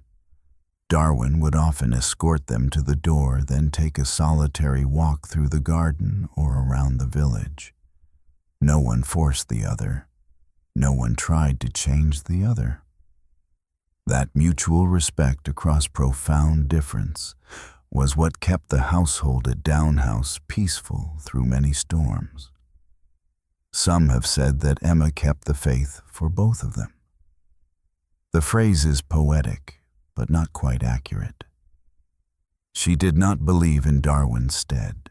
She simply continued to believe, even as the person beside her was slowly stepping away from belief. And in a world often torn between science and religion, that alone was extraordinary.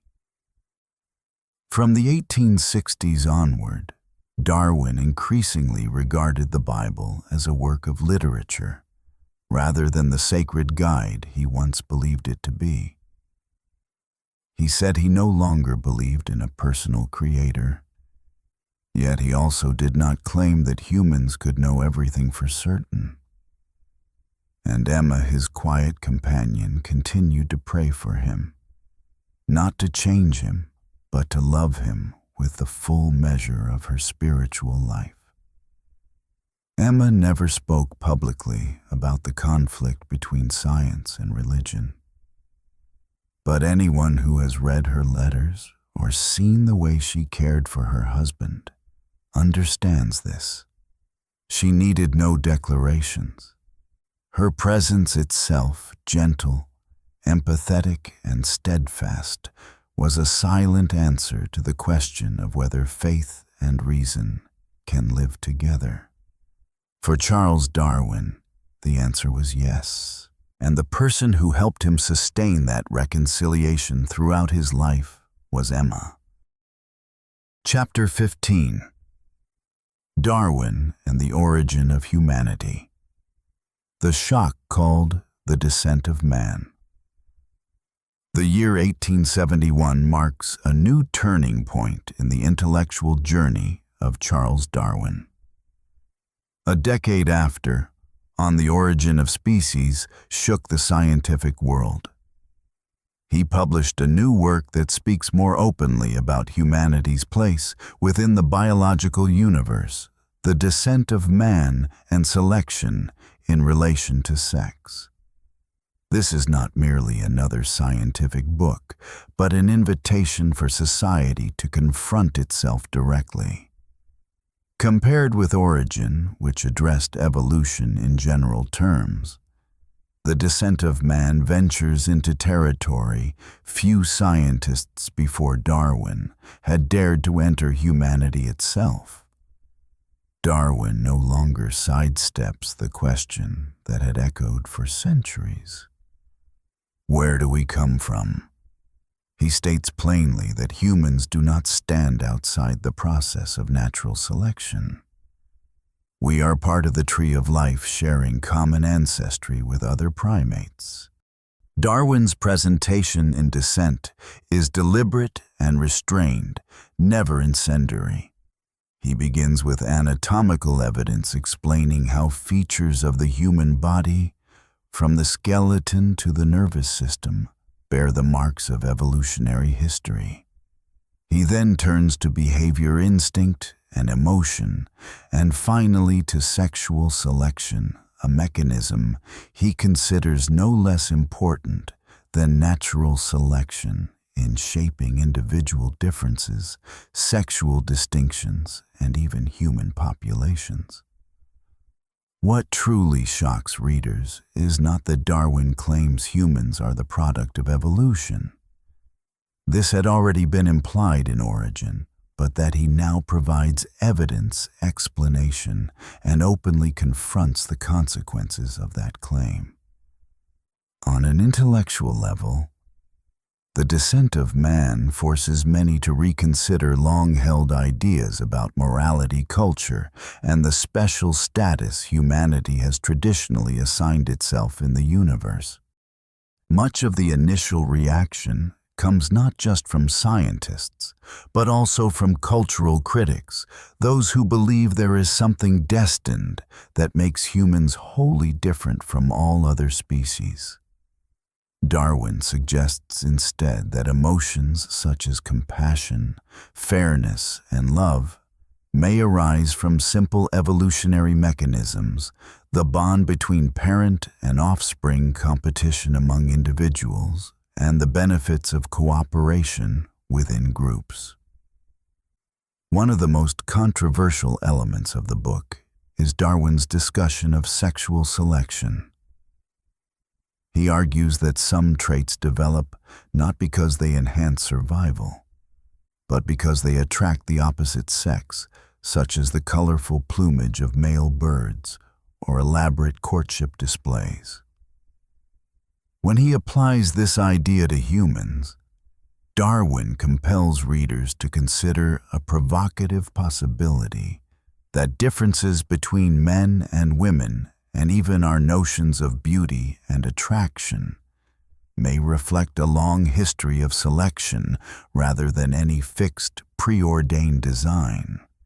The book inevitably provokes controversy. Some scientists argue that Darwin's evidence remains incomplete.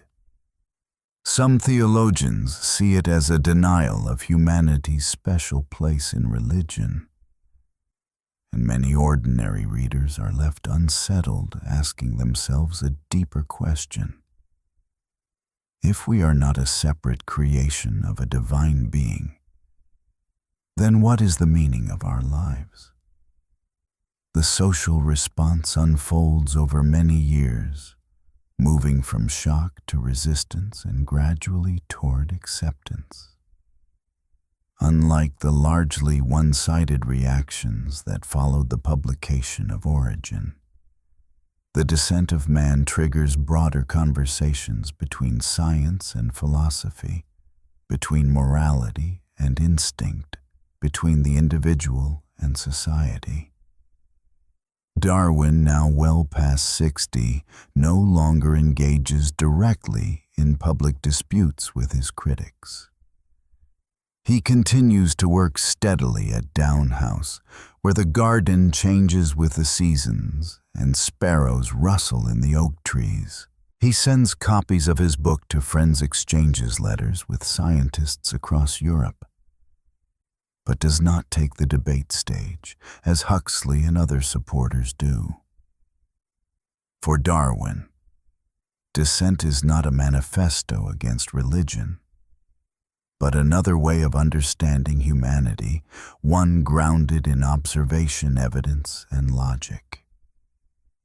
He does not reject all moral or spiritual values. Even in the most sensitive passages, Darwin insists that morality itself may be a product of evolution, a set of rules that help human beings live together in communities. He suggests that compassion, affection, and a sense of fairness gradually develop because they benefit group survival, not because a supernatural authority bestows them. Beyond academic circles, the descent of man exerts a wide influence on the culture and thought of the time. Writers, philosophers, and social theorists begin to incorporate evolutionary ideas into their work. The concept of evolution slowly seeps into the public consciousness, not merely as a scientific theory, but as a way of interpreting existence itself. Yet Darwin remains consistently modest in presenting his ideas. He understands that his arguments can be misunderstood, challenged, or distorted in many directions. But what he seeks is not victory in debate, but an honest attempt to understand the world through observation and reason. Some claim that the descent of man removes humanity from the center of the universe. Darwin does not intend to diminish human worth. He seeks only to clarify that humans belong to the same evolutionary current as all other living beings, not as an isolated entity, but as a continuation of nature. With the descent of man, Darwin re-examines humanity's role in the evolutionary flow, not as the center, but as one branch on a vast tree of life. Not being central does not mean being insignificant. It simply means not being separate. Many years later, as evolutionary thought continues to expand into new branches, descent is recognized as one of the foundational works of evolutionary anthropology, evolutionary psychology, and many other modern fields. Darwin is not alone in this debate, but he is the first to have the courage to pose the difficult question to society. What, in biological terms, is a human being? As the autumn of 1871 passes, the descent of man marks another turning point in the history of human thought. Not as a final answer, but as an act of courage. The courage to question the very nature of humanity itself. Chapter 16. Worms, Orchids, and Climbing Plants. Darwin's quiet studies in his final years. After the fierce debates surrounding the descent of man, Charles Darwin did not choose rest or retreat. Instead, he returns to his small, quiet world at Down House, where orchid beds line the garden.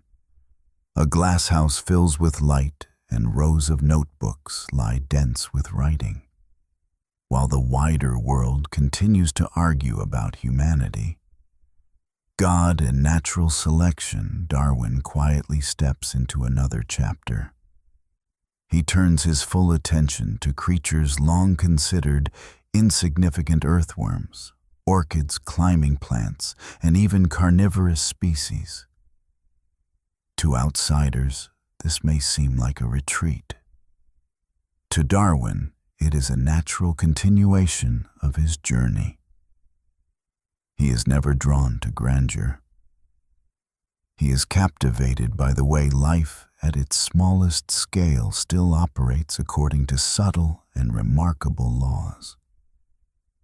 These slow observations, he believes, hold as much value as tracing the ancestry of humankind.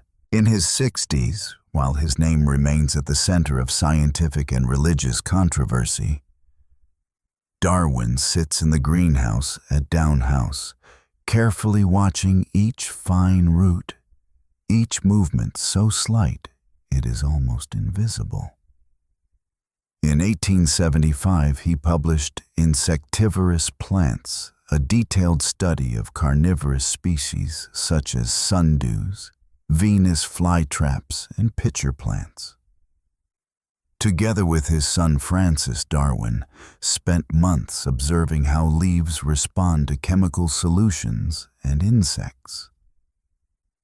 In every line, he expresses admiration for the plant's silent sensitivity, something that runs counter to the traditional view of plants as passive organisms. To Darwin, leaves that curl, secrete fluids, and digest prey are not unlike purposeful actions. He follows this with The Movements and Habits of Climbing Plants. In it, he records experiments on how vines search for support, twist, and reach to grasp branches or poles. Every tendril, every delicate movement he tracks, as though it were an intelligent signal. He does not claim that plants think, but he makes one thing clear. Plants are not passive. They move probe test and appear to remember. Life, even without eyes or brains, can still possess strategy.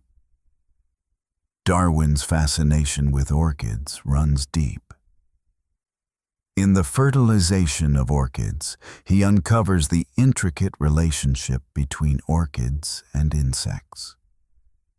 Flowers that seem created merely for beauty reveal systems of deception, attraction, and genetic exchange of extraordinary precision. Some orchids force insects down a single path, ensuring pollen attaches to their bodies. Others mimic the appearance of an insect's mate. Darwin goes beyond description.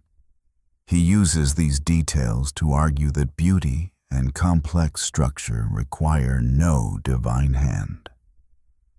Time and natural selection alone are enough. Observing an orchid in Madagascar with an unusually long nectar spur, Darwin once predicted that there must exist a moth with a proboscis long enough to pollinate it.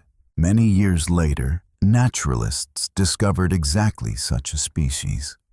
Its proboscis nearly matching the length of the flower, confirming his remarkable intuition. A late but profound victory for scientific foresight. Yet the strangest and most moving work may be the last book Darwin published in 1881, The Formation of Vegetable Mold Through the Action of Worms, a book about earthworms. He describes in careful detail how worms consume leaves, grind soil, burrow excrete, and unknowingly loosen the topsoil upon which all terrestrial life depends. He shows that earthworms, through their constant activity, pass vast quantities of surface soil repeatedly through their digestive systems, enriching and aerating the humus. The idea seems almost comic at first, but it is entirely correct and deeply humbling. That the creatures no one notices are day by day shaping the world beneath our feet. The book sells out within a week. The public is surprised, after all that Darwin has written. Human origins, natural selection, great controversies, he ends with worms. But for Darwin, this is not a retreat. It is a return to his earliest conviction that all life, no matter how small, is worthy of observation, understanding, and respect. In his final years, Darwin did not appear at lecterns. He does not argue with theologians or politicians. Instead, he rises early, takes long walks, reads letters arriving from all over the world, and bends down to plants, soil, and stone. He never thinks of himself as great. What matters to him is not assertion or victory, but keeping an honest gaze upon the world. Not seeking glory, not demanding final certainty. Simply continuing to observe and to learn until the very end. In the glass house at Downhouse, morning light falls on pots of orchids, climbing plants, jars of earthworms. Darwin sits there, his hair now white, his hand still writing, his eyes still intent. To him, no question is too small. No creature is meaningless. A petal opening, a root gripping the soil, a worm moving beneath dry leaves. This is the world. And he, unchanged at heart, is still tracing its laws with the love and patience of a lifelong student of nature. Chapter 17. The Death of Darwin. A skeptic laid to rest beside Newton. The year is 1882. Charles Darwin is old. He no longer walks long hours through the garden at Down House as he once did. His hair is white, his back slightly bent, yet his eyes still glimmer with curiosity. In his familiar study, he continues to make notes on insects, wild orchids, and the movements of roots, as if time itself means little compared with what is unfolding beneath the soil and upon the leaves. The name Darwin is no longer a source of scandal. What began as a fiercely contested theory has gradually become the shared language of biology. Students, colleagues, and even those who once doubted him now write letters of admiration, ask for advice, or simply acknowledge that he saw what others had overlooked. But Darwin does not change. He remains modest, still, calling his work small observations, still anxious whenever a new book is about to be printed, afraid of error, of misunderstanding, of causing harm. In letters to friends, he repeats the same refrain. I may be partly right, but there is surely much I do not yet understand. This is not polite humility. It is the genuine unease of someone who never stopped questioning. His health continues to decline. The stomach pains that have followed him for decades never leave. Now, heart trouble joins them. Sudden exhaustion forces him to stop work without warning. In April 1882, he fell seriously ill. Emma and the children remain constantly at his bedside. A few close friends, among them Joseph Hooker, come to visit, clasp his hand and say nothing. Everyone knows the farewell is near. On April 19, 1882, Charles Darwin died at home at the age of 73. There is no dramatic final speech, no grand ritual. Death arrives like a late-season cold wind, quiet, solemn, inevitable. The family plans a simple burial in the churchyard down close to the garden he loved. But scholars, fellows of learned societies, and friends propose something else. Darwin, they insist, deserves to rest in Westminster Abbey among Britain's greatest figures. Hooker, Huxley, and many scientists wrote to the government. Before long, a decision is made. Charles Darwin will be buried beside Isaac Newton. On the day of the funeral, Westminster Abbey is filled. Figures from science, culture, and politics gather beneath its arches. Even those who once criticized Darwin come to bow their heads. The ceremony is dignified and restrained, much like the man himself. On the gravestone there are no titles, only a name, a date of birth, a date of death, and a silence in between. Many see Darwin's burial beside Newton as a victory of reason over faith. Darwin himself, had he been alive, would likely have disagreed. He never wanted to become a symbol. He never sought division. He once said that he did not oppose God, he simply no longer found it necessary to assume God to explain nature. For him, understanding nature was not an act of rebellion, but a way of living honestly in the world. Among the last things Darwin wrote about were small matters, worms climbing plant seeds. He remained drawn to the way such quiet creatures shape the world. Without fanfare, without great force. Only through persistence, repetition, and time.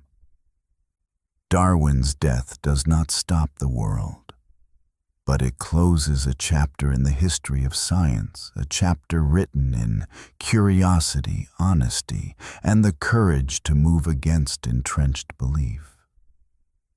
Darwin never claimed to be right.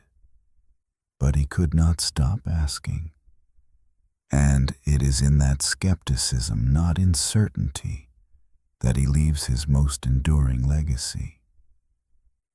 Emma continues to live at Down House, a place filled with memory.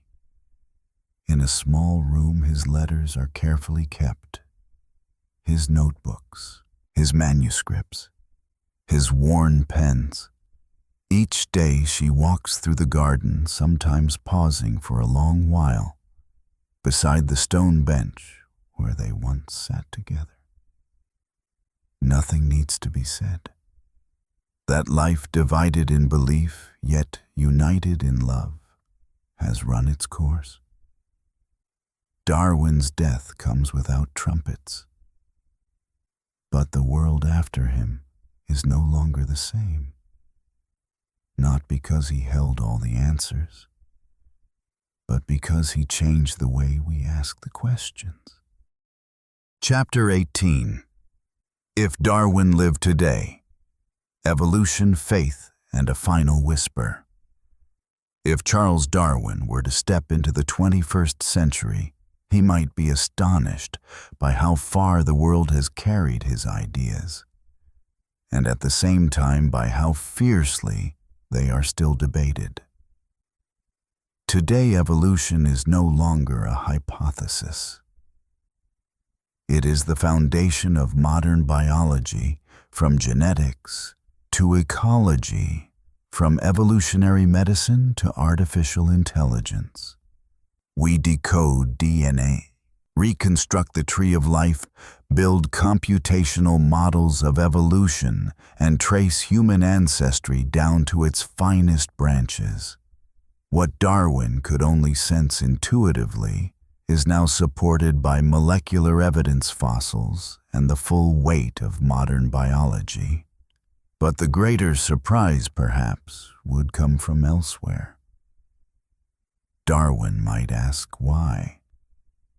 After so many years, evolution remains a sensitive subject. Why, in many places, schools still argue over whether it should be taught. Why, for some people, science and faith still stand as opposing poles. Perhaps it is because evolution is not merely knowledge. It is a way of seeing the world.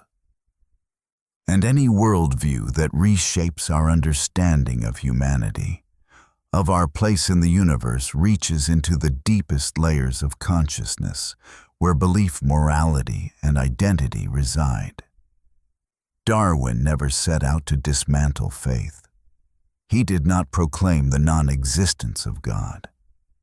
Instead, he presented what he observed carefully, patiently. From those observations, he built a model to explain life grounded not in revelation or supernatural design, but in natural laws. A model in which order, beauty, and diversity can arise without a central directing force through selection and time. Today, many people continue to hold religious faith while fully accepting evolution as a scientific foundation. For them, there is no inherent conflict between belief in a sacred order and the understanding that the natural world operates through variation and selection. In this view, Darwin does not stand in opposition to belief.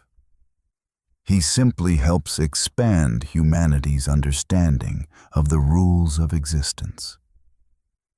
Rather than seeing life as the product of direct design, they find wonder in the laws of nature themselves. Slow, unguided, yet capable of giving rise to form, order, and beauty. The meeting point between science and faith has never been easy. But perhaps instead of trying to use one to defeat the other, we can choose a different way of seeing them. We can see them as two languages, each describing a different layer of the same reality. Science answers how. Faith seeks why. One measures the distance between stars, the other listens to the empty spaces within the human heart. Darwin may not have gone to church, but he knew how to bow before the beauty of nature. He may not have believed in prayer, but he believed that compassion, fairness, and love are among the greatest capacities human beings can develop. And he believed in truth even when that truth was uncomfortable. If Darwin were to sit beside you today, he likely would not lecture. He would simply ask, "What do you observe?" And he would gently suggest, "Look more closely." Not to dismiss your beliefs, but to invite you beyond your assumptions. His book begins with pigeons and ends with the tree of life. But the deeper journey runs from doubt to courage. The courage to say what one sees even when that truth leaves one isolated from the crowd. The courage to believe that it is possible to live with decency without being certain of every answer. Darwin left no final conclusion. And perhaps that is the most fitting ending of all. Science does not close the world. It opens it to endless possibilities. And faith, when it is no longer rooted in fear, can stand alongside science, not requiring perfect agreement, only mutual respect. The world after Darwin did not lose its sense of the sacred. It was simply invited to see the sacred elsewhere. In the flutter of a butterfly's wings, in the genetic code of a bacterium, in the unbroken continuity of life stretching from soil to human being. We are not the center of the universe, but we are part of a larger, more beautiful story, a story still being written. And when you bend down to watch a worm or look up at the stars, remember the whisper of a man who once looked at the world and changed it. Look more closely. You have just listened to the story of a man who walked slowly through forests, quietly observing every leaf, every small insect. A man who carried no absolute truths, only questions. If you found this journey meaningful, leave a comment, share your thoughts, or simply leave an eye emoji as a reminder that you too are looking more closely. Don't forget to subscribe to the channel. Turn on notifications and share this episode with a friend you've once debated with about faith or science. Because perhaps on a quiet night, a story can bridge two worlds. And now let sleep carry you farther into the deepest branches of the tree of life. Good night and sleep well.